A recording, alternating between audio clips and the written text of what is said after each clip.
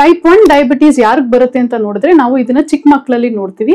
ಈ ಡಯಾಬಿಟೀಸ್ ಅಲ್ಲಿ ಮಕ್ಕಳಿಗೆ ಅವ್ರ ದೇಹದಲ್ಲಿ ಇನ್ಸುಲಿನ್ ಉತ್ಪತ್ತಿ ಇರೋದೇ ಇಲ್ಲ. ಸೊ ಇದ್ರೂ ಒಂದು 1% 2% ಇರುತ್ತೆ. ಸೊ ಇವರಿಗೆ ಇನ್ಸುಲಿನ್ ಇಂದಾನೆ ನಾವು ಟ್ರೀಟ್ಮೆಂಟ್ ಮಾಡಿ ಸಕ್ಕರೆ ಕಾಯಿಲೆನ ಕಂಟ್ರೋಲ್ಗೆ ತರಬೇಕು. ಸಿಂಟಮ್ಸ್ ಅಂತ ನೋಡಿದ್ರೆ ಕೆಲವರಿಗೆ ಯೂರಿನೇಷನ್ ಅಂದ್ರೆ ನೈಟ್ ಅಲ್ಲಿ ರಾತ್ರಿ ಯೂರಿನ್ ಪಾಸ್ ಮಾಡಕ್ಕೆ 2-3 ಸತಿ ಎದ್ದೇಳ್ತಾರೆ, ಅದು ಒಂದು ಸಿಂಟಮ್ ಇರಬಹುದು. ಚೆನ್ನಾಗಿ ಹೊಟ್ಟೆ ಹಸಿದೆ, ಹೊಟ್ಟೆ ಅವ್ರು ಹೇಳ್ತಾರೆ ಪೇಷಂಟ್ ಬಂದು ಮೇಡಮ್ ಚೆನ್ನಾಗಿ ತಿಂತಾ ಇದೀನಿ ಆದ್ರೂ ನಾನು ವೆಯ್ಟ್ ಲಾಸ್ ಆಗ್ತಾ ಇದೀನಿ ಅಂತ. ಸೊ ಅದು ಒಂದು ಸಿಂಟಮ್. ಟೈಪ್ 1 ಬಂದು ಜೆನೆಟಿಕ್ ಆಗಿ ಬರಲ್ಲ, ಅದು ಆ ಮಗುವಲ್ಲಿನೇ ಇರೋ ಡಿಫೆಕ್ಟ್. ಅದು ಅಂದ್ರೆ ಯೂಶಲಿ ಆಟೋ ಇಮ್ಯೂನ್ ಅಂತ ಹೇಳ್ತೀವಿ. ನಮ್ಮ ರಕ್ತದಲ್ಲಿ ಆಂಟಿಬಾಡೀಸ್ ಅಂತ ಪ್ರೊಡ್ಯೂಸ್ ಆಗತ್ತೆ. ಅದು ನಮ್ ದೇಹದಲ್ಲಿ ಪ್ಯಾನ್ಕ್ರಿಯಾಸ್ ಅಂತ ಒಂದು ಅಂಗ ಇದೆ, ಅದರಿಂದಾನೇ ಇನ್ಸುಲಿನ್ ಉತ್ಪತ್ತಿ ಆಗೋದು. ಸೊ ಈ ಆಂಟಿಬಾಡೀಸ್ ಹೋಗಿ ಆ ಇನ್ಸುಲಿನ್ ಉತ್ಪತ್ತಿ ಆಗೋ ಸೆಲ್ಸ್ ನ ಅದು ಹೋಗಿ ಡಿಸ್ಟ್ರಾಯ್ ಮಾಡ್ಬಿಡುತ್ತೆ. ಸೊ ಅದರಿಂದ ಅವ್ರ ದೇಹದಲ್ಲಿ ಇನ್ಸುಲಿನ್ ಉತ್ಪತ್ತಿ ಆಗೋದಿಲ್ಲ. ಅದು ಸಡನ್ ಆಗಿ ಸೆಲ್ಸ್ ಬಂದು ಫುಲ್ ಡ್ಯಾಮೇಜ್ ಆಗ್ಬಿಡುತ್ತೆ. ಮುಂಚೆ ಒಂದು 15 ವರ್ಷ ಹಿಂದೆ ಕೂಡಿ ನಮ್ದು ಗೈಡ್ಲೈನ್ಸ್ ಪ್ರಕಾರ 40 ವರ್ಷ ಮೇಲ್ ಚೆಕ್ ಮಾಡಿ, ಇಲ್ಲ 45 ಆಗ್ಲಿ ಆತರ ಎಲ್ಲ ಇತ್ತು. ಬಟ್ ಈಗ ನನ್ನ ಪ್ರಕಾರ ಮನೆಯಲ್ಲಿ ಅಪ್ಪ ಅಮ್ಮಕ್ಕಿದೆ, ಇಲ್ಲ ತಾತಾಜಿಗಿದೆ, ಚಿಕ್ಕಪ್ಪ ದೊಡ್ಡಪ್ಪ, ಸೋದರ ಮಾವ ಸೋದರತೆ ಯಾರಿಗಾದ್ರೂ ನಿಮ್ದು ರಕ್ತ ಸಂಬಂಧದಲ್ಲಿ ಯಾರಿಗಾದ್ರೂ ಸಕ್ರೆ ಕಾಯಿಲೆ ಇದ್ರೆ ನೀವು ಒಂದು 20 ವರ್ಷ ಮೇಲೆ ರೆಗ್ಯುಲರ್ ಆಗಿ ಚೆಕ್ ಮಾಡೋದು ಒಳ್ಳೇದು.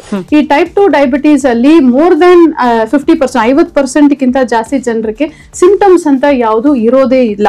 ಸಾಮಾನ್ಯವಾಗಿ ಪೇಷಂಟ್ಸ್ ಏನ್ ಮಾಡ್ತಾರೆ, ನಮ್ಮ ಹತ್ರ ಬರಕ್ 1 ವಾರ ಫುಲ್ ಸ್ಟ್ರಿಕ್ಟ್ ಡಯಟ್ ಮಾಡ್ಕೊಂಡು ಬರ್ತಾರೆ, ಬಂದು ಒಳ್ಳೆ ರಿಪೋರ್ಟ್ ತೋರಿಸ್ಕೊಂಡು ಹೋಗ್ಬಿಡ್ತಾರೆ. ನಾವು ಏನಾಗುತ್ತೆ, ಓ ಚೆನ್ನಾಗಿದೆ ಖಾಲಿ ಹೊಟ್ಟೆ ರಿಪೋರ್ಟ್, ಅದು ಬರಕ್ ಹಿಂದಿನ ದಿವಸ ಟೆಸ್ಟ್ ಮಾಡಕ್ ಹಿಂದಿನ ದಿವಸ ಫುಲ್ ಡಯಟಿಂಗ್ ಮಾಡ್ಕೊಂಡು ನೀಟಾಗಿ ಚೆಕ್ ಮಾಡ್ಕೊಂಡು ಬಂದ್ಬಿಡ್ತಾರೆ. ಸೊ ನಾವು ಅದನ್ನ ನೋಡಿ ಓ ಖಾಲಿ ಹೊಟ್ಟೆಲಿ ಚೆನ್ನಾಗಿದೆ, ತಿಂಡಿ ತಿಂದು ಚೆನ್ನಾಗಿದೆ, ವೆರಿ ಗುಡ್ ಸರ್ ಅಂತ ಹೇಳಿ ಕಳ್ಸಿಬಿಡ್ತೀವಿ. ಬಟ್ ಈ 3 ತಿಂಗಳ ಆವರೇಜ್ ಅಲ್ಲಿನೇ ನಿಜ ಗೊತ್ತಾಗುತ್ತೆ. ಸುಮಾರು ಪೇಷಂಟ್ಸ್ ಕೇಳ್ತಾರೆ, ಮೇಡಮ್ ನನ್ಗಿರೋದು ರಕ್ತದಲ್ಲಿರೋ ಶುಗರಾ ಇಲ್ಲ ಯೂರಿನ್ ಇಲ್ಲಿರೋ ಶುಗರಾ ಅಂತ. ಇದು ರಕ್ತದಲ್ಲಿ ಇರೋ ಶುಗರ್. ಸೊ ಈ ರಕ್ತನೇ ನಮ್ಮ ದೇಹದಲ್ಲಿ ಎಲ್ಲಾ ಅಂಗಗಳಿಗೂ ಹೋಗ್ತಾ ಇದೆ. ಸೊ ಅದು ಕರೆಕ್ಟ್ ಲೆವೆಲ್ ಅಲ್ಲಿ ಇಲ್ಲ ಅಂದ್ರೆ ಏನಾಗುತ್ತೆ, ಎಲ್ಲಾ ಕಡೆನೂ ಹೋಗಿ ಕೂತ್ಕೊಳ್ಳುತ್ತೆ.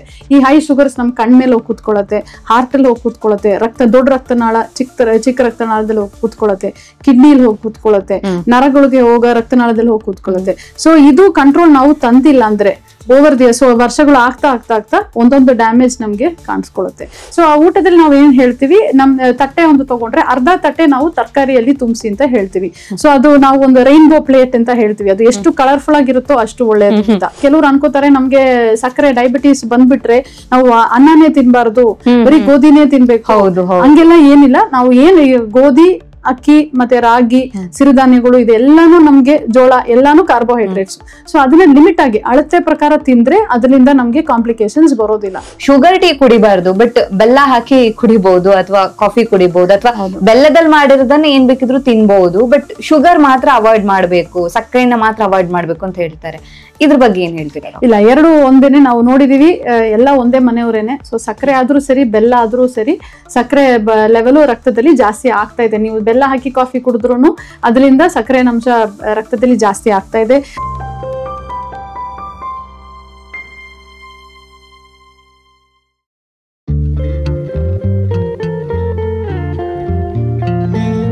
ವಿಜಯ ಕರ್ನಾಟಕ ವೀಕ್ಷಕರಿಗೆ ನಮಸ್ತೆ. ನಾನು ರಕ್ಷಾ ಕೋಟ್ಯಾನ್. ಹಿಂದೆ ಎಲ್ಲ ವಯಸ್ಸಾದವರಲ್ಲಿ ಕಾಣ್ತಾ ಇರುವಂತಹ ಸಾಮಾನ್ಯ ಆರೋಗ್ಯ ಸಮಸ್ಯೆ ಅಂತ ಹೇಳಿದ್ರೆ ಡಯಾಬಿಟೀಸ್. ಇದನ್ನ ನಾವು ಮಧುಮೇಹ ಅಂತ ಕರಿತೇವೆ. ಆದ್ರೆ ಇವಾಗ ಡಯಾಬಿಟೀಸ್ ಬರ್ಬೇಕು ಅಥವಾ ಶುಗರ್ ಬರ್ಬೇಕು ಅಂತ ಹೇಳಿದ್ರೆ ಏಜ್ ಆಗ್ಲೇಬೇಕು ಅಂತ ಇಲ್ಲ. ಯಾಕೆಂತ ಹೇಳಿದ್ರೆ ಸಣ್ಣ ವಯಸ್ಸಿನವರಲ್ಲೂ ಸಹ ಈ ಡಯಾಬಿಟೀಸ್ ಕಾಮನ್ ಆಗಿ ಬರ್ತಾ ಇದೆ. ಹಾಗಿದ್ರೆ ಈ ಡಯಾಬಿಟೀಸ್ ಅಂದ್ರೆ ಏನು, ಇದು ಬರೋದಕ್ಕೆ ಕಾರಣ ಏನು, ಅಂಡ್ ಟ್ರೀಟ್ಮೆಂಟ್ ಯಾವ ರೀತಿಯಾಗಿ ಇರುತ್ತೆ ಅನ್ನೋದ್ರ ಬಗ್ಗೆ ಹೆಚ್ಚಿನ ಮಾಹಿತಿನ ತಿಳಿಸ್ಕೊಡೋದಕ್ಕೆ ಇವತ್ತು ನಮ್ ಜೊತೆ ಇದ್ದಾರೆ doctor Divyatha Shekar, consultant diabetologist, Manipal hospital, Bangalore. Doctor, ಕಾರ್ಯಕ್ರಮಕ್ಕೆ ಸ್ವಾಗತ. ನಮಸ್ಕಾರ ಡಾಕ್ಟರ್. ಇವಾಗಂತೂ ಡಯಾಬಿಟೀಸ್ ಎಲ್ಲರಲ್ಲೂ ಕೂಡ ಕಾಮನ್ ಆಗ್ಬಿಟ್ಟಿದೆ. ಸೊ ಡಯಾಬಿಟೀಸ್ ಅಂದ್ರೆ ಕೆಲವರು ಅನ್ಕೊಳ್ಳೋದೇನು, ಸ್ವೀಟ್ ತಿನ್ಬಾರ್ದು, ಸೊ ಫುಡ್ ಕಂಟ್ರೋಲ್ ಮಾಡ್ಬೇಕು ಅಷ್ಟೇ. ಸೊ ಎಕ್ಸಾಕ್ಟ್ಲಿ ಡಯಾಬಿಟೀಸ್ ಅಥವಾ ಶುಗರ್ ಅಂದ್ರೆ ಏನು, ಇದರಿಂದ ನಮ್ಮ ಬಾಡಿಯಲ್ಲಿ ಏನೆಲ್ಲ ಚೇಂಜಸ್ ಆಗುತ್ತೆ? ಸೊ ಇದು ನಮ್ಗೆಲ್ರಿಗೂ ಗೊತ್ತಿರಬೇಕು. ಡಯಾಬಿಟೀಸ್ ಮೆಲಿಟಸ್ ಅಂದ್ರೆ ಮಧುಮೇಹ, ಇಲ್ಲ ನಾವು ಸಾಮಾನ್ಯವಾಗಿ ಯೂಸ್ ಮಾಡೋ ಟರ್ಮ್ ಬಂದು ಸಕ್ಕರೆ ಕಾಯಿಲೆ ಅಂತ ಹೇಳ್ತೀವಿ. ಸೊ ಇದು ಯಾವಾಗ ಬರುತ್ತೆ ಅಂದ್ರೆ ನಮ್ದು ದೇಹದಲ್ಲಿರೋ, ನಮ್ದು ರಕ್ತದಲ್ಲಿ ಇರೋ ಸಕ್ಕರೆನ ಅಂಶ ಒಂದು ಲೆವೆಲ್ ದಾಟಿದ್ರೆ ನಾವು ಅದು ಡಯಾಬಿಟೀಸ್ ಮೆಲಿಟಸ್ ಅಂತ ಡಯಾಗ್ನೋಸ್ ಮಾಡ್ತೀವಿ. ಸೊ ಇದರಲ್ಲಿ ಸುಮಾರು ವೆರೈಟೀಸ್ ಇದೆ. ಇದರಲ್ಲಿ ನಾವು ಸಾಮಾನ್ಯವಾಗಿ ನೋಡೋದು ಎರಡು ಮೇನ್ ಭಾಗ ಅಂತ ನಾವು ಸ್ಪ್ಲಿಟ್ ಮಾಡ್ತೀವಿ. ಒಂದು ಬಂದು ಟೈಪ್ 1 ಡಯಾಬಿಟೀಸ್ ಅಂತ ಕರಿತೀವಿ, ಇನ್ನೊಂದು ಟೈಪ್ 2 ಡಯಾಬಿಟೀಸ್. ಸೊ ಇದು ಟೈಪ್ 1 ಡಯಾಬಿಟೀಸ್ ಯಾರಿಗೆ ಬರುತ್ತೆ ಅಂತ ನೋಡಿದ್ರೆ ನಾವು ಇದನ್ನ ಚಿಕ್ಕ ಮಕ್ಕಳಲ್ಲಿ ನೋಡ್ತೀವಿ, ಇಲ್ಲ ಚಿಕ್ಕ ವಯಸ್ಸಲ್ಲಿ ಅವರು ಹೇಳಿದ್ರಲ್ವಾ, ಸೊ ಚಿಕ್ಕ ವಯಸ್ಸಲ್ಲಿನೇ ಡಯಾಬಿಟೀಸ್ ಬರುತ್ತೆ ಅಂತ. ನಾವು ಬಿಫೋರ್ 30 ವರ್ಷ ಅಲ್ಲ 35 ವರ್ಷ ಒಳಗಡೆ ಬೇಗನೆ ಡಯಾಬಿಟೀಸ್ ಬರುವಾಗ ಜಾಸ್ತಿ ಟೈಮ್ ಅದು ಟೈಪ್ 1 ಡಯಾಬಿಟೀಸ್ ಆಗಿ ಇರಬಹುದು. ಈ ಟೈಪ್ 1 ಡಯಾಬಿಟೀಸ್ ಬರಕ್ಕೆ ಏನ್ ಕಾರಣ ಅಂತ ನೋಡಿದ್ರೆ, ಇದಕ್ಕೆ ಕಾರಣ ಅಂತ ನಾವು ಇದೇ ಕಾರಣ ಅಂತ ಹೇಳೋ ತರ ಯಾವುದು ಇಲ್ಲ. ನಮ್ಗೆ ಆಕ್ಚುಲಿ ಸುಮಾರು ಸತಿ ಏನಕ್ಕೆ ಇದು ಬರ್ತಾ ಇದೆ ಟೈಪ್ 1 ಡಯಾಬಿಟೀಸ್ ಅಂತ ಗೊತ್ತಾಗಲ್ಲ. ಈ ಡಯಾಬಿಟೀಸ್ ಅಲ್ಲಿ ಮಕ್ಕಳಿಗೆ ಅವ್ರ ದೇಹದಲ್ಲಿ ಇನ್ಸುಲಿನ್ ಉತ್ಪತ್ತಿ ಇರೋದೇ ಇಲ್ಲ. ಸೊ ಇದ್ರೂ ಒಂದು 1% 2% ಇರುತ್ತೆ. ಸೊ ಇವರಿಗೆ ಇನ್ಸುಲಿನ್ ಇಂದಾನೆ ನಾವು ಟ್ರೀಟ್ಮೆಂಟ್ ಮಾಡಿ ಸಕ್ಕರೆ ಕಾಯಿಲೆನ ಕಂಟ್ರೋಲ್ಗೆ ತರಬೇಕು. ಸೊ ಇದು ಜಾಸ್ತಿ ಪರ್ಸೆಂಟೇಜ್ ಇರಲ್ಲ. ಜಾಸ್ತಿ ವೆರೈಟಿ ನಾವು ನೋಡೋದು ಬಂದು ಟೈಪ್ 2 ಡಯಾಬಿಟೀಸ್. ಇದು ಯೂಶುವಲಿ ಬಂದು ಫ್ಯಾಮಿಲಿ ಹಿಸ್ಟ್ರಿ ಇರೋರ್ಗೆ, ಮನೆಯಲ್ಲಿ ಅವ್ರ ಅಪ್ಪ ಅಮ್ಮ ಇದ್ದಿರ್ಬೋದು, ತಾತಾಜಿ ಯಾರ್ಕಾದ್ರು ಇರುತ್ತೆ ಫ್ಯಾಮಿಲಿ ಹಿಸ್ಟ್ರಿ, ಇಲ್ಲ ತುಂಬಾ ದಪ್ಪ ಆಗಿರೋರು, ಇಲ್ಲ ಸ್ಟ್ರೆಸ್ ಸಿಚುವೇಶನ್ಸ್ ಅಲ್ಲಿ, ಸೊ ಆತರ ಎಲ್ಲ ಜಂಕ್ ಫುಡ್, ಈಟಿಂಗ್ ಹ್ಯಾಬಿಟ್ಸ್, ಊಟದ ಪಥ್ಯ, ಎಕ್ಸರ್ಸೈಸ್ ಹ್ಯಾಬಿಟ್ಸ್, ವ್ಯಾಯಾಮ ಸರಿಯಾಗಿ ಮಾಡಿಲ್ಲ, ಸೊ ಆತರ ದಪ್ಪ ಆಗಿ ಜೆನೆಟಿಕ್ ಫ್ಯಾಕ್ಟರ್ಸ್ ಎಲ್ಲ ಇರೋರಿಗೆ ಬರೋದು ಬಂದು ಟೈಪ್ 2 ಡಯಾಬಿಟೀಸ್. ಬಟ್ ಇವಾಗ ಟೈಪ್ 2 ಡಯಾಬಿಟೀಸ್ ಕೂಡಿ ನಾವು ಚಿಕ್ಕ ಮಕ್ಕಳಲ್ಲಿನೂ ನೋಡ್ತಾ ಇದೀವಿ. ಅಂದ್ರೆ ಸ್ಕೂಲ್ ಹೋಗೋ ಮಕ್ಕಳಲ್ಲಿ ಕೂಡಿ 12 ವಯಸ್ಸು 14 ವಯಸ್ಸು ಮಕ್ಕಳಲ್ಲಿನೂ ನೋಡ್ತಾ ಇದೀವಿ. ಯಾಕೆಂದ್ರೆ ಸ್ವಲ್ಪ ದಪ್ಪ ಇದ್ದಾರೆ, ಮತ್ತೆ ಅವ್ರ ಮನೆಯಲ್ಲಿ ಕೂಡಿ ಎಲ್ರಿಗೂ ಡಯಾಬಿಟೀಸ್ ಇದೆ. ಸೊ ಮುಖ್ಯವಾಗಿ ನಾವು ಹೇಳ್ಬೇಕು ಅಂದ್ರೆ ಜೆನೆಟಿಕ್ ಫ್ಯಾಕ್ಟರ್ಸ್, ಫ್ಯಾಮಿಲಿ ಹಿಸ್ಟ್ರಿಯಿಂದ ಬರೋದು type 2 diabetes. Insulin dependent diabetes ಅಂತ ಕರಿತೀವಿ. ಅಂದ್ರೆ ಅವ್ರ ದೇಹದಲ್ಲಿ ಯಾವ್ದೋ ಕಾರಣ, ಆಟೋ ಇಮ್ಯೂನ್ ಆತರ ಹೇಳ್ತೀವಿ, ಕಾರಣಗಳಿಂದ ಪಾಪ ಇನ್ಸುಲಿನ್ ಉತ್ಪತ್ತಿ ಆಗೋದಿಲ್ಲ, ಅದು ಟೈಪ್ 1 ಡಯಾಬಿಟೀಸ್. ಓಕೆ ಡಾಕ್ಟರ್, ಹಾಗಿದ್ರೆ ಸಿಂಪ್ಟಮ್ಸ್ ಯಾವ ರೀತಿ ಆಗಿರುತ್ತೆ? ಈಗ ಅವರಿಗೆ ಡಯಾಬಿಟಿಸ್ ಬರ್ತಾ ಇದೆ ಅಂದಾಗ ಇನಿಷಿಯಲ್ ಸ್ಟೇಜಸ್ ಅಲ್ಲಿ ಹೆಂಗ್ ಗೊತ್ತಾಗುತ್ತೆ ಅವರಿಗೆ?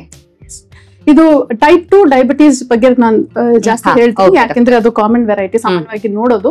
ಈ ಟೈಪ್ 2 ಡಯಾಬಿಟೀಸ್ ಅಲ್ಲಿ ಮೋರ್ ದನ್ 50%, 50% ಜಾಸ್ತಿ ಜನರಿಗೆ ಸಿಂಪ್ಟಮ್ಸ್ ಅಂತ ಯಾವುದು ಇರೋದೇ ಇಲ್ಲ, ಗೊತ್ತಾಗೋದೇ ಇಲ್ಲ. ಅವ್ರಿಗೆ ಸಕ್ಕರೆ ಕಾಯಿಲೆ ಇದೆ ಅಂತಾನೆ ಪಾಪ ಅವ್ರಿಗೆ ಗೊತ್ತಾಗೋದಿಲ್ಲ.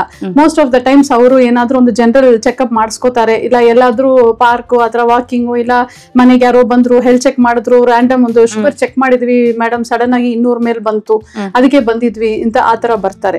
ಸಿಂಪ್ಟಮ್ಸ್ ಅಂತ ನೋಡಿದ್ರೆ ಕೆಲವರಿಗೆ ಯೂರಿನೇಷನ್ ಅಂದ್ರೆ ನೈಟ್ ಅಲ್ಲಿ ರಾತ್ರಿ ಯೂರಿನ್ ಪಾಸ್ ಮಾಡಕ್ಕೆ 2-3 ಸತಿ ಎದ್ದೇಳ್ತಾರೆ, ಅದು ಒಂದು ಸಿಂಪ್ಟಮ್ ಇರಬಹುದು. ಅಂದ್ರೆ ಅದು ನೈಟ್ ಟೈಮ್ ಅಲ್ಲಿ ಮಾತ್ರ ಇರುತ್ತೆ. ನೈಟ್ ಅಲ್ಲಿ ಅಂದ್ರೆ ಡೇ ಟೈಮ್ ಅಲ್ಲಿ ಅವ್ರಿಗೆ ಅಷ್ಟು ಗೊತ್ತಾಗೋದಿಲ್ಲ. ರಾತ್ರಿ ಬಂದು ಸಾಮಾನ್ಯವಾಗಿ ಅವರು ಜಾಸ್ತಿ ಎದ್ದೇಳೋದಿಲ್ಲ ರಾತ್ರಿ ಯೂರಿನ್ ಪಾಸ್ ಮಾಡಕ್ಕೆ. ಆತರ ಇರೋ ಜನರು ಸಡನ್ ಆಗಿ ರಾತ್ರಿ ಒಂದು 2-3 ಸತಿ ಎದ್ದೇಳ್ತಾ ಇದ್ದೀನಿ, ಲಾಸ್ಟ್ ಒಂದು 2 ತಿಂಗಳಿಂದ ನಾನು ನೈಟ್ ಅಲ್ಲಿ ರಾತ್ರಿ ಕೂಡ ಎದ್ದು ಯೂರಿನ್ ಪಾಸ್ ಮಾಡ್ತಾ ಇದ್ದೀನಿ, ಅದು ಒಂದು ಸಿಂಪ್ಟಮ್ ಇರಬಹುದು. ಇನ್ನೊಂದು ಜಾಸ್ತಿ ಬಾಯಾರಿಕೆ ಆಗೋದು. ಸೊ ಸಾಮಾನ್ಯವಾಗಿ ನೀರ್ ಕುಡಿಯೋದು ಅದು ಇಲ್ಲ, ಬಟ್ ಅದಕ್ಕಿಂತ ಎಕ್ಸ್ಟ್ರಾ ಜ್ಯೂಸ್ ಕುಡಿಯೋಣ, ಏನಾದ್ರೂ ಎಳ್ನೀರ್ ಕುಡಿಯೋಣ, ತುಂಬಾ ಬಾಯಾರಿಕೆ, ಎಷ್ಟು ಕುಡಿದ್ರು ದಾವ್ರ ಅದು ಇದು ಕಂಫರ್ಟ್ ಆಗ್ತಾ ಇಲ್ಲ ಅಂತ ಜಾಸ್ತಿ ಬಾಯಾರಿಕೆ ಆಗೋದು. ಇನ್ನೊಂದು ತುಂಬಾ ಹೊಟ್ಟೆ ಎಸೆಯುತ್ತೆ, ಅಂದ್ರೆ ಚೆನ್ನಾಗಿ ಹೊಟ್ಟೆ ಎಸೆಯುತ್ತೆ, ಬಟ್ ತಿಂದ್ರುನು ತೂಕ ಇಳಿಯತ್ತೆ. ಚೆನ್ನಾಗಿ ತಿಂದ್ರು ಕೂಡ ಅವರು ದಪ್ಪ ಆಗಲ್ಲ, ವೆಯ್ಟ್ ಲಾಸ್ ಆಗ್ತಾರೆ, ತೂಕ ಕಡಿಮೆ ಆಗ್ತಾ ಹೋಗ್ತಾರೆ. ಸೊ ಇದು ಬಂದು 3 ಬಹಳ ಮುಖ್ಯ ಸಿಂಪ್ಟಮ್ಸ್. ಇನ್ನೊಂದು ಬರುತ್ತೆ ಏನಂದ್ರೆ ಕಾಲೂರಿ, ಅಂಗಾಲೂರಿ ಅಂತ ಹೇಳ್ತಾರೆ. ಮೋಸ್ಟ್ ಅದು ಕಾಲೂರಿ ಅವ್ರಿಗೆ ರಾತ್ರಿ ಅನ್ಸುತ್ತೆ, ಅಂದ್ರೆ ಅವ್ರು ಓಡಾಡ್ತಾ ಇರುವಾಗ ಅವ್ರಿಗೆ ಅದು ಅಷ್ಟು ಅನ್ಸೋದಿಲ್ಲ. ಸೊ ನೈಟ್ ಮಲಗಿರುವಾಗ ಅವಾಗ ಅವ್ರಿಗೆ ಕಾಲುರಿ, ನರ ಎಳೆಯೋದು. ಸೊ ಯಾಕೆ ಕಾಲು ಉರಿತಾ ಇದೆ ಅಂತ ಯಾರಾದ್ರೂ ಮನೆಯಲ್ಲಿ ಯಾರಿಗಾದ್ರೂ ಸಕ್ಕರೆ ಕಾಯಿಲೆ ಇದ್ರೆ ಅವ್ರು ಹೇಳ್ತಾರೆ, ಹೋಗಿ ಚೆಕ್ ಮಾಡಿ, ನಿಮ್ಗೂ ಶುಗರ್ ಬಂದಿದ್ಯಾ ನೋಡಿ ಅಂತ ಹೇಳ್ತಾರೆ. ಬಂದಿದ್ರೆ ಗೊತ್ತಿರುತ್ತೆ ಅವರಿಗೆ ಸಿಂಪ್ಟಮ್ಸ್ ಮುಂಚೆ. ಹೌದು, ಸೊ ಶುಗರ್ ಈ ತರ ಜಾಸ್ತಿ ಆದ್ರೆ ಈ ಸಿಂಪ್ಟಮ್ ಬರುತ್ತೆ ಅಂತ ಗೊತ್ತಾಗತ್ತೆ. ಸೊ ಇದು ಇನ್ನೊಂದು important symptom. So weight loss ಇರ್ಬೋದು, ಬಾಯಾರಿಕೆ ಜಾಸ್ತಿ ಆಗೋದು, ನೀರ್ ಜಾಸ್ತಿ ಕುಡಿಯೋದು, ಹೆಚ್ಚು ಕುಡಿಯೋದು, ಚೆನ್ನಾಗಿ ಹೊಟ್ಟೆ ಎಸೆದೆ, ಹೊಟ್ಟೆ ಅವ್ರು ಹೇಳ್ತಾರೆ ಪೇಷಂಟ್ ಬಂದು, ಮೇಡಮ್ ಚೆನ್ನಾಗಿ ತಿಂತಾ ಇದ್ದೀನಿ ಆದ್ರೂ ನಾನು ವೆಯ್ಟ್ ಲಾಸ್ ಆಗ್ತಾ ಇದ್ದೀನಿ ಅಂತ. ಸೊ ಅದು ಒಂದು ಸಿಂಪ್ಟಮ್. ಮತ್ತೆ ರಾತ್ರಿ ರೀಸಸ್ ಹೋದೆ, ಯೂರಿನ್ ಜಾಸ್ತಿ ಪಾಸ್ ಆಗುತ್ತೆ. ಸೊ ಇವೆಲ್ಲಾನು ಕೂಡ type 2 diabetes symptoms. So type 1 ಅಲ್ಲಿ ಏನು ಗೊತ್ತಾಗಲ್ವಾ? ಸೊ ಮಕ್ಕಳಿಗೆ ಯೂಶುವಲಿ ಅದು ಬಂದು ಒಂದು ರ್ಯಾಪಿಡ್ ಆಗಿ ಬರೋ ವೆರೈಟಿ ಅಂತ ಹೇಳ್ತೀವಿ. ಅಂದ್ರೆ ಒಂದು ಸ್ವಲ್ಪ ದಿವಸಗಳಲ್ಲಿನೇ ಅದ್ರದ್ದು ಲಕ್ಷಣಗಳು ಡೆವಲಪ್ ಆಗುತ್ತೆ. ಅಂದ್ರೆ 1 ತಿಂಗಳು 2 ತಿಂಗಳು 3 ತಿಂಗಳು ತಗೊಳ್ಳಲ್ಲ, 1 ವಾರ ಸಿಂಪ್ಟಮ್ಸ್ ಅಲ್ಲಿ ಬರ್ತಾರೆ. ಮಗು 1 ವಾರದಿಂದ ಸುಸ್ತಾಗ್ತಾ ಇದ್ದಾನೆ, ಸ್ಕೂಲಿಂದ ಬಂದು ಮಲ್ಕೋತಾ ಇದ್ದಾನೆ, ಸುಸ್ತು, ಆಮೇಲೆ ನೀರ್ ಕುಡಿಬೇಕು ಹೇಳ್ತಾ ಇದ್ದಾನೆ, ಹೊಟ್ಟೆ ನೋವು, ಕೆಲವರು ಮಕ್ಕಳು ಆ ಟೈಮಲ್ಲಿ ಜ್ವರ ಬಂದು ವಾಂತಿ ಮಾಡಿರ್ತಾರೆ, ಇಲ್ಲ ಯೂರಿನ್ ಇನ್ಫೆಕ್ಷನ್ ಆ ತರದ್ದು. ಅವಾಗ ಹೋಗಿ ಅವರು ಟೆಸ್ಟ್ ಮಾಡಿದ್ರೆ, ಇಲ್ಲ ಯೂರಿನ್ ಟೆಸ್ಟ್ ಅದ್ರಲ್ಲಿ ಮಾಡುವಾಗ ಗ್ಲೂಕೋಸ್ ಹೋಗ್ತಾ ಇದೆ ಅಂತ ಗೊತ್ತಾಗಿ ಡಯಾಗ್ನೋಸ್ ಆಗೋದು. ಸೊ ಅದು ಜೆನೆಟಿಕಲಿ ಬರುತ್ತೆ. ಟೈಪ್ 1 ಬಂದು ಜೆನೆಟಿಕ್ ಆಗಿ ಬರಲ್ಲ, ಅದು ಆ ಮಗುವಲ್ಲಿನೇ ಇರೋ ಡಿಫೆಕ್ಟ್. ಅದು ಅಂದ್ರೆ ಯೂಶಲಿ ಆಟೋ ಇಮ್ಯೂನ್ ಅಂತ ಹೇಳ್ತೀವಿ. ನಮ್ಮ ರಕ್ತದಲ್ಲಿ ಆಂಟಿಬಾಡೀಸ್ ಅಂತ ಪ್ರೊಡ್ಯೂಸ್ ಆಗತ್ತೆ. ಅದು ನಮ್ ದೇಹದಲ್ಲಿ ಪ್ಯಾನ್ಕ್ರಿಯಾಸ್ ಅಂತ ಒಂದು ಅಂಗ ಇದೆ, ಅದರಿಂದಾನೇ ಇನ್ಸುಲಿನ್ ಉತ್ಪತ್ತಿ ಆಗೋದು. ಸೊ ಈ ಆಂಟಿಬಾಡೀಸ್ ಹೋಗಿ ಆ ಇನ್ಸುಲಿನ್ ಉತ್ಪತ್ತಿ ಆಗೋ ಸೆಲ್ಸ್ ನ ಅದು ಹೋಗಿ ಡಿಸ್ಟ್ರಾಯ್ ಮಾಡ್ಬಿಡುತ್ತೆ. ಸೊ ಅದರಿಂದ ಅವ್ರ ದೇಹದಲ್ಲಿ ಇನ್ಸುಲಿನ್ ಉತ್ಪತ್ತಿ ಆಗೋದಿಲ್ಲ, ಅದು ಸಡನ್ ಆಗಿ ಸೆಲ್ಸ್ ಬಂದು ಫುಲ್ ಡ್ಯಾಮೇಜ್ ಆಗ್ಬಿಡುತ್ತೆ.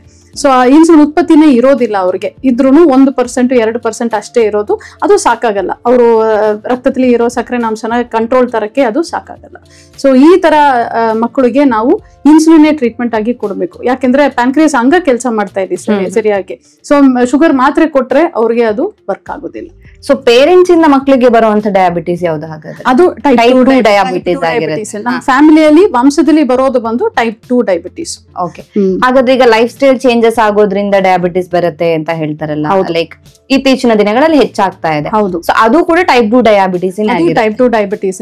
ಸೊ ಯಾಕೆಂದ್ರೆ ಅದೇನಾಗತ್ತೆ, ಈ ಟೈಪ್ 2 ಡಯಾಬಿಟಿಸ್ ಅಲ್ಲಿ ಇನ್ಸುಲಿನ್ ಉತ್ಪತ್ತಿನೂ ಕಡಿಮೆ ಆಗತ್ತೆ, ಬಟ್ ಅದ್ರ ಜೊತೆಯಲ್ಲಿ ಇನ್ಸುಲಿನ್ ಉತ್ಪತ್ತಿ ಇದ್ರೂನು ಅದನ್ನ ನಮ್ದು ದೇಹ ಕೆಲಸ ಮಾಡಕ್ ಬಿಡಲ್ಲ. ಯಾಕೆ ಕೆಲಸ ಮಾಡಕ್ ಬಿಡಲ್ಲ ಅಂದ್ರೆ ತುಂಬಾ ದಪ್ಪ ಆಗೋರು, ಫ್ಯಾಟ್, ಆ ಕೊಬ್ಬಿನಾಂಶ ಜಾಸ್ತಿ ಇರುವಾಗ ಅದು ಬಂದು ಇನ್ಸುಲಿನ್ ನ ಕೆಲಸ ಮಾಡಕ್ಕೆ ಬಿಡಲ್ಲ. ಸೊ ಅದಕ್ಕೆ ತುಂಬಾ ದಪ್ಪ ಇರೋರು, ಪದೇ ಪದೇ ರೆಗ್ಯುಲರ್ ಆಗಿ ಜಂಕ್ ಫುಡ್, ಪಿಜ್ಜಾ, ಬರ್ಗರ್ ಆ ತರ ತಿನ್ನೋರು, ಸೊ ಅವ್ರಿಗೆಲ್ಲ ಇನ್ಸುಲಿನ್ ರೆಸಿಸ್ಟೆನ್ಸ್ ಅಂತ ಹೇಳ್ತೀವಿ. ಸೊ ಟೈಪ್ 2 ಡಯಾಬಿಟಿಸ್ ಅಲ್ಲಿ ಜೆನೆಟಿಕ್ ಫ್ಯಾಕ್ಟರ್ಸ್ ಇರುತ್ತೆ, ನಂಬರ್ 1 ಅಂದ್ರೆ ಅವ್ರ ವಂಶದಲ್ಲಿ ಇರುತ್ತೆ. ಸೊ ಅವ್ರಿಗೆ ಶುಗರ್ ಬರೋ ಟೆಂಡೆನ್ಸಿ ಇರುತ್ತೆ, ಅಂದ್ರೆ ಅವ್ರು ಕೇರ್ಲೆಸ್ ಇರುತ್ತೆ ಟೆಂಡೆನ್ಸಿ. ಸೊ ಒಂದು ಅಪ್ಪ ಅಮ್ಮ ಯಾರಕ್ಕಾದ್ರೂ ಒಬ್ರಿಗಿದ್ರೆ 50% ಡಯಾಬಿಟಿಸ್, 50% ಬರಕ್ ಸಾಧ್ಯತೆ ಅಂತ ಹೇಳ್ತೀವಿ. ಅಪ್ಪ ಅಮ್ಮ ಇಬ್ರಿಗೂ ಇದ್ರೆ 99% ಅಂತ ಹೇಳ್ತೀವಿ ನಾವು, ಬಂದಿಲ್ಲ ಅಂದ್ರೆ ಆಶ್ಚರ್ಯ ಅಂತ. ಸೊ ಅವ್ರು ಫಸ್ಟ್ ಇಂದಾನೇ ಸ್ವಲ್ಪ ಕೇರ್ ತಗೋಬೇಕು.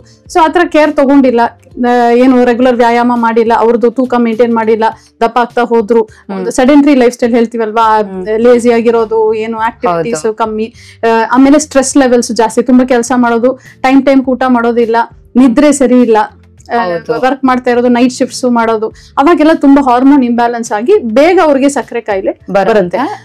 ಅಂದ್ರೆ ಅವ್ರ ಅಪ್ಪ ಅಮ್ಮಕ್ಕಿಂತ ಒಂದು 10-20 ವರ್ಷ ಬೇಗನೆ ಬರುತ್ತೆ. ಈಗ ಅದನ್ನೇ ನಾವು ಜಾಸ್ತಿ ನೋಡ್ತಾ ಇರೋದು. ಅಪ್ಪ ಅಮ್ಮಕ್ಕೆ 60 ವರ್ಷದಲ್ಲಿ ಬಂದಿರುತ್ತೆ, ಇವ್ರಿಗೆ 40-35 ಬರ್ತಾ ಇದೆ. ಸೊ ಆ ಏಜ್ ಅಲ್ಲಿ ಬರೋದು ಕೂಡ ಟೈಪ್ 2 ಡಯಾಬಿಟಿಸ್ ಆಗಿರುತ್ತೆ. ಈಗ ನಾವು ಮಕ್ಕಳಲ್ಲಿ ಒಂದು ಸ್ಕೂಲ್ ಮಕ್ಕಳು 14-15 ವರ್ಷ ಮಕ್ಕಳಲ್ಲಿನೂ ನೋಡ್ತಾ ಇದೀವಿ, ಯಾಕೆಂದ್ರೆ ಮಕ್ಕಳೆಲ್ಲ ಈಗ ದಪ್ಪ ಇದ್ದಾರೆ.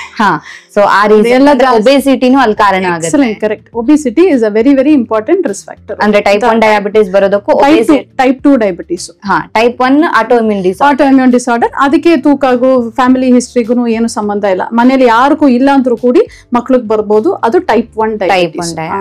ಫ್ಯಾಮಿಲಿ ಹಿಸ್ಟ್ರಿ ಇದೆ ಅಂದ್ರೆ ಅಪ್ಪ ಅಮ್ಮಕ್ಕಿದೆ, ಇಲ್ಲ ತಾತ ಅಜ್ಜಿ, ಚಿಕ್ಕಪ್ಪ ದೊಡ್ಡಪ್ಪ, ಸೋದರ ಮಾವ ಸೋದರತೆ, ಒಂದೊಂದ್ ಟೈಮ್ ಅಪ್ಪ ಅಮ್ಮಕ್ ಬಂದಿರಲ್ಲ, ತಾತ ಅಜ್ಜಿಗಿರುತ್ತೆ, ಅದು ಮೊಮ್ಮಕ್ಳಿಗೆ ಬಂದಿರುತ್ತೆ. ಸೊ ನಾವು ಸ್ಕಿಪ್ಪಿಂಗ್ ಆಫ್ ಜನರೇಷನ್ ಅಂತ ಹೇಳ್ತೀವಿ, ಅಂದ್ರೆ ಅಪ್ಪ ಅಮ್ಮನ ಬಿಟ್ಟಿರುತ್ತೆ, ಮೊಮ್ಮಕ್ಳಿಗೆ ಹೋಗುತ್ತೆ.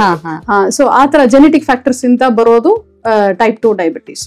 ಟೈಪ್ 1 ನಲ್ಲಿ ಸಾಮಾನ್ಯವಾಗಿ ಅವ್ರ ಅಪ್ಪ ಅಮ್ಮನೇ ಹೇಳ್ತಾರೆ, ನಮ್ಮ ಮನೇಲಿ ಯಾರಿಗೂ ಇಲ್ಲ ಶುಗರ್ ಮೇಡಮ್, ನಮ್ಮ ಮಗುಕ್ ಮಾತ್ರ ಬಂದಿದೆ ಅಂತ. ಯಾಕಂದ್ರೆ ಅದು ಮಗುದು ಬೈ ಬರ್ತಿರೋ ಡಿಫೆಕ್ಟ್ ಅದು. ಓಕೆ ಡಾಕ್ಟರ್, ಹಾಗಿದ್ರೆ ಈ ಡಯಾಬಿಟಿಸ್ ಹಾಗೂ ನಮ್ಮ ಹಾರ್ಮೋನ್ ವೇರಿಯೇಷನ್ಗೆ ಏನಾದ್ರೂ ಕನೆಕ್ಷನ್ ಇದೆಯಾ? ಅದೇ ಡಯಾಬಿಟೀಸ್ ಹಾರ್ಮೋನ್ ವೇರಿಯೇಷನ್ ಅಂತ ನೋಡಿದ್ರೆ, ಡಯಾಬಿಟೀಸ್ ಬರೋದೇ ನಾನು ಹೇಳ್ದೆ ಅಲ್ವಾ, ನಮ್ದು ದೇಹದಲ್ಲಿ ಪ್ಯಾನ್ಕ್ರಿಯಾಸ್ ಅಂತ ಒಂದು ಅಂಗ ಇದೆ. ಸೊ ಅದರಿಂದ ಇನ್ಸುಲಿನ್ ಅಂತ ಒಂದು ಹಾರ್ಮೋನೇ ಉತ್ಪತ್ತಿ ಆಗೋದು. ಸೊ ಆ ಹಾರ್ಮೋನ್ ಲೆವೆಲ್ದು ಹೆಚ್ಚು ಕಮ್ಮಿ ಆಗುವಾಗ್ಲೇ ನಮ್ಗೆ ಸಕ್ಕರೆ ಕಾಯಿಲೆ ಬರೋದು. ಸೊ ಬೇರೆ ಹಾರ್ಮೋನ್ಸ್, ಬೇರೆ ಸ್ಟಿರಾಯ್ಡ್ ಹಾರ್ಮೋನ್ಸ್, ಥೈರಾಯ್ಡ್ ಹಾರ್ಮೋನ್ಸ್ ಅದೆಲ್ಲ ಇದೆ, ಬಟ್ ಬೇರೆ ಎಂಡೋಕ್ರೈನ್ ಡಿಸಾರ್ಡರ್ಸ್ ಅಂತ ಹೇಳ್ತೀವಿ, ಅಂದ್ರೆ ಸ್ಟಿರಾಯ್ಡ್ ಹಾರ್ಮೋನ್ ಎಕ್ಸಸ್, ಬಟ್ ಅದೆಲ್ಲ ತುಂಬಾ ಬಹಳ ರೇರ್ ಅದು. ಸೊ ಅದನ್ನ ನಾವು ಅದು ಜಾಸ್ತಿ ಆ ತರದ್ದು ನೋಡೋದಿಲ್ಲ. ಸೊ ಮೇನ್ಲಿ ಹಾರ್ಮೋನ್ ಇಂಬ್ಯಾಲೆನ್ಸ್ ಯಾವಾಗ ಬರುತ್ತೆ ಅಂದ್ರೆ ತುಂಬಾ ಇದು ಟೈಮಿಂಗ್ಸ್ ವೇರಿಯೇಷನ್, ಅಂದ್ರೆ ಟೈಮ್ ಊಟ ಮಾಡೋದಿಲ್ಲ, ರಾತ್ರಿ ಫುಲ್ ಕುತ್ಕೊಂಡು ಕೆಲಸ ಮಾಡೋದು, ಯಾವ್ದೋ 12 ಗಂಟೆ 1 ಗಂಟೆ ಎಲ್ಲ ರಾತ್ರಿ ಊಟ ಮಾಡೋದು, ನಿದ್ರೆ ಸರಿಯಾಗಿಲ್ಲ, ಅಂದ್ರೆ ನಿದ್ರೆ ಮಾಡ್ಬೇಕಾಗಿರೋ ಟೈಮಲ್ಲಿ ನಿದ್ರೆ ಮಾಡೋದಿಲ್ಲ, ಹಗಲೊತ್ತಲ್ಲಿ ನಿದ್ರೆ ಮಾಡೋದು, ನೈಟ್ ಅಲ್ಲಿ ಕೂತ್ಕೊಂಡು ಕೆಲಸ ಮಾಡೋದು. ಸೊ ಅವಾಗ ನಮ್ ದೇಹದಲ್ಲಿ ಇರೋ ಹಾರ್ಮೋನ್ ರಿದಮ್ ಬಂದು ಅಫೆಕ್ಟ್ ಆಗುತ್ತೆ. ಅವಾಗ ಏನಾಗುತ್ತೆ, ಆ ಸಿಚುವೇಶನ್ ಅಲ್ಲಿ ಈ ಇನ್ಸುಲಿನ್ ಉತ್ಪತ್ತಿನೂ ನಮ್ದು ಪ್ಯಾನ್ಕ್ರಿಯಾಸ್ ಅಂಗ ಇಂದ ಅದು ವೇರಿಯೇಷನ್ ಆಗುತ್ತೆ. ಸೊ ಆ ಸ್ಟ್ರೆಸ್ ಸಿಚುವೇಶನ್ ಕೌಂಟರ್ ಮಾಡಕ್ಕೆ ಸ್ಟ್ರೆಸ್ ಹಾರ್ಮೋನ್ಸ್ ಉತ್ಪತ್ತಿ ಆಗುತ್ತೆ ನಮ್ಮ ದೇಹದಲ್ಲಿ. ಆ ಸ್ಟ್ರೆಸ್ ಹಾರ್ಮೋನ್ಸ್ ಏನಾಗುತ್ತೆ, ಸಕ್ಕರೆ ಲೆವೆಲ್ ವೇರಿಯೇಷನ್ ಆಗುತ್ತೆ. ಸೊ ಅದನ್ನ ಕೌಂಟರ್ ಮಾಡಿ ಅದನ್ನ ಪುನಃ ವಾಪಸ್ ಕಂಟ್ರೋಲ್ ತರಕ್ಕೋಸ್ಕರ ಈ ಇನ್ಸುಲಿನ್ ಹಾರ್ಮೋನ್ ಉತ್ಪತ್ತಿ ಆಗುತ್ತೆ. ಅಂಡ್ ಈ ತರ ಸ್ಟ್ರೆಸ್ ತುಂಬಾ ದಿವಸ, ತುಂಬಾ ತಿಂಗಳು ಇದೇ ತರ ಕಂಟಿನ್ಯೂ ಆಗ್ತಾ ಹೋದ್ರೆ ಆ ಇನ್ಸುಲಿನ್ ಖಾಲಿ ಆಗ್ಬಿಡುತ್ತೆ. ಸೊ ದೆನ್ ಟೈಪ್ 2 ಡಯಾಬಿಟಿಸ್ ಅವ್ರಿಗೆ ಬೇಗ ಬರುತ್ತೆ. ಡಾಕ್ಟರ್, ಹಾಗಿದ್ರೆ ನಾರ್ಮಲ್ ಶುಗರ್ ಲೆವೆಲ್ ಎಷ್ಟಿರ್ಬೇಕಾಗತ್ತೆ? ಒಂದು ನಾರ್ಮಲ್ ಜನರಿಗೆ ನೋಡಿದ್ರೆ ನಾವು ಖಾಲಿ ಹೊಟ್ಟೆಲಿ ಅಂದ್ರೆ ಬರೀ ಹೊಟ್ಟೆಲಿ ಎದ್ದ ತಕ್ಷಣ ಶುಗರ್ ಚೆಕ್ ಮಾಡ್ತೀವಿ ನೋಡಿ. ಯಾವ್ದು ಹೊಟ್ಟೆಲಿ ಇರಬಾರ್ದು ಅಂದ್ರೆ ಕಾಫಿ ಟೀ ಯಾವ್ದು ಕುಡಿಯಕ್ ಮುಂಚೆ ನೀರು ಕುಡ್ತಿರ್ಬೋದು. ಖಾಲಿ ಹೊಟ್ಟೆಲಿ ಚೆಕ್ ಮಾಡಿದ್ರೆ 100 ಮಿಲಿಗ್ರಾಮ್ ಕಮ್ಮಿ ಇರಬೇಕು, 100. ಮತ್ತೆ ತಿಂಡಿ ತಿಂದು 2 ಅವರ್ ಆದ್ಮೇಲೆ ಚೆಕ್ ಮಾಡಿದ್ರೆ 140 ಮಿಲಿಗ್ರಾಮ್ ಕಮ್ಮಿ ಇರಬೇಕು. ಇದು ನಾರ್ಮಲ್ ಹೊಟ್ಟೆಲಿ ಇದ್ರೆ 100ಕ್ಕಿಂತ ಒಳಗಿರ್ಬೇಕು. ಏನಾದ್ರೂ ತಿಂದಾದ್ಮೇಲೆ ತಿಂದು 2 ಅವರ್ ಆದ್ಮೇಲೆ ಚೆಕ್ ಮಾಡ್ತೀವಿ, ಅದು 140 ಮಿಲಿಗ್ರಾಮ್ ಕಮ್ಮಿ ಇರಬೇಕು. ಇದು ನಾರ್ಮಲ್ ಡಯಾಬಿಟಿಸ್ ಇಲ್ಲ ಅಂತ ಅರ್ಥ. ಒಂದ್ ವೇಳೆ ಅದಕ್ಕಿಂತ ಹೆಚ್ಚಾಗಿದ್ರೆ ಹೈ ಶುಗರ್. ಸೊ ನಾವು ಡಯಾಬಿಟಿಸ್ ಅಂತ ಯಾವಾಗ ಡಯಾಗ್ನೋಸ್ ಮಾಡ್ತೀವಿ ಅಂದ್ರೆ ಖಾಲಿ ಹೊಟ್ಟೆ ಶುಗರ್ ಬಂದು 126ಕ್ಕಿಂತ ಜಾಸ್ತಿ ಬಂದ್ರೆ, ಅದೇ ತರ ತಿಂಡಿ ತಿಂದು 2 ಅವರ್ ಆದ್ಮೇಲೆ 200 ಮೇಲ್ ಹೋದ್ರೆ, 140 ಕೆಳಗಿದ್ರೆ ನಾರ್ಮಲ್, 200ಕ್ಕಿಂತ ಮೇಲೆ ಹೋದ್ರೆ ಟೈಪ್ 2 ಆರ್ ಡಯಾಬಿಟಿಸ್ ಅಂತ ನಾವು ಡಯಾಗ್ನೋಸ್ ಮಾಡ್ತೀವಿ. ಕೆಲವರಿಗೆ 100 ಖಾಲಿ ಹೊಟ್ಟೆ ಶುಗರ್ 100 125 ಆ ರೇಂಜ್ ಅಲ್ಲಿ ಇರುತ್ತೆ. ಅದೇ ತರ ತಿಂಡಿ ತಿಂದು 2 ಅವರ್ ಆದ್ಮೇಲೆ 140 200 ಒಳಗಿರುತ್ತೆ. ಅಂದ್ರೆ 200 ದಾಟಿರಲ್ಲ, ಬಟ್ 140 ಒಳಗೂ ಇರಲ್ಲ. ಸೊ ಅವ್ರನ್ನೇ ನಾವು ಬಾರ್ಡರ್ ಲೈನ್ ಡಯಾಬಿಟಿಸ್ ಇಲ್ಲ ಪ್ರೀ ಡಯಾಬಿಟಿಸ್ ಅಂತ ಕರಿತೀವಿ. ಅಂದ್ರೆ ಈಗ ಸ್ಟಾರ್ಟಿಂಗ್ ಸ್ಟೇಜ್ ಇದೆ, ದಾರಿಲಿದೆ, ಈಗಲೇ ಅವರು ಕಂಟ್ರೋಲ್ ಮಾಡ್ಕೊಂಡು ಅವ್ರದ್ದು ಊಟದ ಪಥ್ಯಗಳು, ಲೈಫ್ ಸ್ಟೈಲ್ ಚೇಂಜಸ್ ಎಲ್ಲ ಅವ್ರು ಮಾಡಿಲ್ಲ ಅಂದ್ರೆ ಇನ್ನ 1-2 ವರ್ಷದಲ್ಲಿ ಫುಲ್ ಬ್ಲೋನ್ ಡಯಾಬಿಟಿಸ್ ಡೆವಲಪ್ ಆಗುತ್ತೆ ಅವ್ರಿಗೆ ಅಂತ ಗೊತ್ತಾಗುತ್ತೆ. ಡಾಕ್ಟರ್, ಈಗ ಜನರಲಿ ಮಾತಾಡ್ಬೇಕಾದ್ರೆ ಈಗ BP ಯಲ್ಲಿ ಹೈ BP ಲೋ BP ಅಂತ ಮಾತಾಡ್ತಾರೆ. ಇವನ್ ಶುಗರ್ ಅಲ್ಲೂ ಕೂಡ ಹೈ ಶುಗರ್ ಇರುತ್ತೆ, ಕೆಲವರು ಲೋ ಶುಗರ್ ಅಂತ ಹೇಳ್ತಾರೆ. ಲೈಕ್ ಆ ತರನು ಇದೆಯಾ? ಲೈಕ್ ಲೋ ಶುಗರ್ ಅಂತಾನು ಇರುತ್ತಾ? ಅಂದ್ರೆ ಲೋ ಶುಗರ್ ಯಾವಾಗ ಬರುತ್ತೆ? ಯೂಶುವಲಿ ಟ್ರೀಟ್ಮೆಂಟ್ ಅಲ್ಲಿ ಇರೋರು, ಸಕ್ಕರೆ ಕಾಯಿಲೆ ಇರೋ ಪೇಷಂಟ್ಸ್ ಟ್ರೀಟ್ಮೆಂಟ್ ಅಲ್ಲಿ ಇರುವಾಗ ಐದರ್ ಅವ್ರಿಗೆ ಏನಾದ್ರೂ ಮಾತ್ರೆ ಡೋಸ್ ಸ್ವಲ್ಪ ಜಾಸ್ತಿ ಆಗಿರ್ಬೋದು. ಸಮ್ಟೈಮ್ಸ್ ಏನಾಗುತ್ತೆ, ಪೇಷಂಟ್ ನಮ್ಮ ಹತ್ರ ಬರುವಾಗ 300-400 ಅಂತ ಇಟ್ಕೊಂಡು ಬರ್ತಾರೆ. ಸೊ ಅವಾಗ ಅಂದ್ರೆ ಅವಾಗ ಊಟದ ಪಥ್ಯನೂ ಸರಿಯಾಗಿರಲ್ಲ. ಸೊ ಅವಾಗ ನಾವೆಲ್ಲ ಹೇಳ್ಕೊಟ್ಟು ಮಾತ್ರೆನೂ ಹಾಕುವಾಗ 1-2 ವಾರದಲ್ಲಿ ಅದು ಸಕ್ಕರೆ ಆಟೋಮ್ಯಾಟಿಕ್ ಅವ್ರ ದೇಹದಲ್ಲಿ ಲೆವೆಲ್ಸ್ ಕಡಿಮೆ ಆಗ್ತಾ ಬರುತ್ತೆ. ಸೊ ನಾವು ಸ್ಟಾರ್ಟಿಂಗ್ ಅಲ್ಲಿ ಬರ್ದಿರೋ ಡೋಸ್ ಅವ್ರಿಗೆ ಸ್ವಲ್ಪ ಜಾಸ್ತಿ ಆಗುತ್ತೆ. ಸೊ ಆ ಟೈಮಲ್ಲಿ ಲೋ ಶುಗರ್ ಅಂತ ಹೋಗುತ್ತೆ. ಸೊ ಲೋ ಶುಗರ್ ಸಾಮಾನ್ಯವಾಗಿ ನಾವು 70ಕ್ಕಿಂತ ಕಡಿಮೆ ಹೋದ್ರೆ ಲೋ ಶುಗರ್ ಅಂತ ಹೇಳ್ತೀವಿ. ಅದ್ರದ್ದು ಏನೇನ್ ಆ ಟೈಮಲ್ಲಿ ಅವ್ರಿಗೆ ಏನೇನ್ ಅನ್ಸ್ಬೋದು ಅಂತ ನಾವು ಹೇಳ್ಕೊಟ್ಟಿರ್ತೀವಿ. ಅಂಡ್ ಆತರ ಆದ್ರೆ ಮಾತ್ರೆ ಕಮ್ಮಿ ಮಾಡ್ಕೊಳ್ಳಿ, ಇಲ್ಲ ಫಸ್ಟ್ ಇಮಿಡಿಯೇಟ್ ಆಗಿ ಹೋಗಿ ಅವರು ಸಕ್ಕರೆ ತಿನ್ನಿ, ಆ ತರದ್ದು ಫಸ್ಟ್ ಏಡ್ ನಾವು ಹೇಳ್ಕೊಟ್ಟಿರ್ತೀವಿ. ಇನ್ನೊಂದು ಲೋ ಶುಗರ್ ಡಯಾಬಿಟಿಸ್ ಸಕ್ಕರೆ ಕಾಯಿಲೆ ಇರೋರ್ಗೆ ಯಾವಾಗ ಆಗುತ್ತೆ ಅಂದ್ರೆ ಅವ್ರಿಗೆ ಏನಾದ್ರೂ ಹುಷಾರಿಲ್ಲ ಅಂದ್ರೆ ಊಟ ಸರಿಯಾಗಿ ತಿಂದಿಲ್ಲ, ಏನೋ ಅವತ್ತು ವಾಮಿಟ್ ಆಯ್ತು, ವಾಂತಿ ಬಂತು, ಲೂಸ್ ಮೋಷನ್ ಆಯ್ತು, ಜ್ವರ, ಸರಿಯಾಗಿ ಊಟ ಮಾಡಿಲ್ಲ ಅಂಡ್ ಶುಗರ್ ಮಾತ್ರ ತಗೊಂಡ್ಬಿಟ್ರು, ಅವಾಗ ಲೋ ಶುಗರ್ ಬರುತ್ತೆ. ಇಲ್ಲ ಸಾಮಾನ್ಯವಾಗಿ ಲೆವೆಲ್ ಅಲ್ಲಿ ಇದ್ರೆ ಅಷ್ಟು ಬೇಗ ಲೋ ಶುಗರ್ ಹೋಗೋದಿಲ್ಲ. ಸೊ ಈಗ ನೀವು ಹೇಳಿದ್ರಿ ಲೋ ಶುಗರ್ ಇದ್ರೆ ನಾವು ಅವ್ರಿಗೆ ಹೇಳ್ತೀವಿ ಶುಗರ್ ತಿನ್ನಿ, ಸಕ್ಕರೆ ತಿನ್ನಿ ಅಂತ. ಆ ಟೈಮಲ್ಲಿ ಅವ್ರಿಗೆ ಹೆಂಗ್ ಗೊತ್ತಾಗುತ್ತೆ ನನ್ಗೆ ಲೋ ಶುಗರ್ ಆಗಿದೆ ಅಂತ? ತಲೆ ಸುತ್ತ ಏನಾದ್ರು ಬರುತ್ತೆ ಅವ್ರಿಗೆ? ಲೋ ಶುಗರ್ ಬಂದು ಅದ್ ನಾವು 4 ಮೈನ್ ಸಿಂಪ್ಟಮ್ಸ್ ಅಂತ ಹೇಳ್ತೀವಿ. ಅಂದ್ರೆ ಸಿಕ್ಕಾಪಟ್ಟೆ ಹೊಟ್ಟೆ ಎಸೆಯುತ್ತೆ ಅವಾಗ, ಅಂದ್ರೆ ಹೊಟ್ಟೆ ಹಸಿಯುತ್ತೆ, ತುಂಬಾ ಹೊಟ್ಟೆ ತೊಳ್ಸೋ ತರ ಹೊಟ್ಟೆ ಹಸಿಯುತ್ತೆ ಅವಾಗ. ಆಮೇಲೆ ತುಂಬಾ ಬೆವರು ಬರುತ್ತೆ, ಆಮೇಲೆ ಸುಸ್ತಾಗತ್ತೆ. ಅಂಡ್ ಏನೋ ತಿನ್ನೋಣ ಸಿಕ್ಕಾಪಟ್ಟೆ ಹೊಟ್ಟೆ ಹಸಿವು ಅವ್ರಿಗೆ ಬ್ರೈನ್ ಹೇಳುತ್ತೆ ಹೋಗಿ ಏನೋ ತಿನ್ನಿಬೇಕು, ಶುಗರ್ ಡೌನ್ ಆಗ್ತಾ ಇದೆ, ಸಕ್ಕರೆ ಕಮ್ಮಿ ಆಗ್ತಾ ಇದೆ ಅಂತ. ಸೊ ಸಿಕ್ಕಾಪಟ್ಟೆ ಬೆವರುನು ಬರುತ್ತೆ, ಸುಸ್ತಾಗತ್ತೆ. ಅವಾಗ ಏನ್ ತಿಂತಿಲ್ಲ ಅಂದ್ರೆ ಕೈಕಾಲ್ ನಡ್ಕಾನು ಬರುತ್ತೆ. ಸೊ ಅವಾಗ ಹೇಳ್ತೀವಿ ಈ ತರ ನಿಮ್ಗೆ ಅನ್ಸಿದ್ರೆ ಅದು. ಅಂಡ್ ಸಾಮಾನ್ಯವಾಗಿ ಇದು ಯಾವಾಗ ಆಗುತ್ತೆ? ಊಟ ಟೈಮ್ ಅಲ್ಲಿ. ಅಂದ್ರೆ ದಿನ ಅವರು 1 ಗಂಟೆ ಊಟ ಮಾಡ್ತಾ ಇದ್ರು, ಅವತ್ತು 1.5-2 ಗಂಟೆ ಆಯ್ತು ಅಂದ್ರೆ ಶುಗರ್ ಕಮ್ಮಿ ಆಗಿರುತ್ತೆ, ಯಾಕೆಂದ್ರೆ ಟ್ಯಾಬ್ಲೆಟ್ ವರ್ಕ್ ಆಗ್ತಾ ಇರುತ್ತೆ.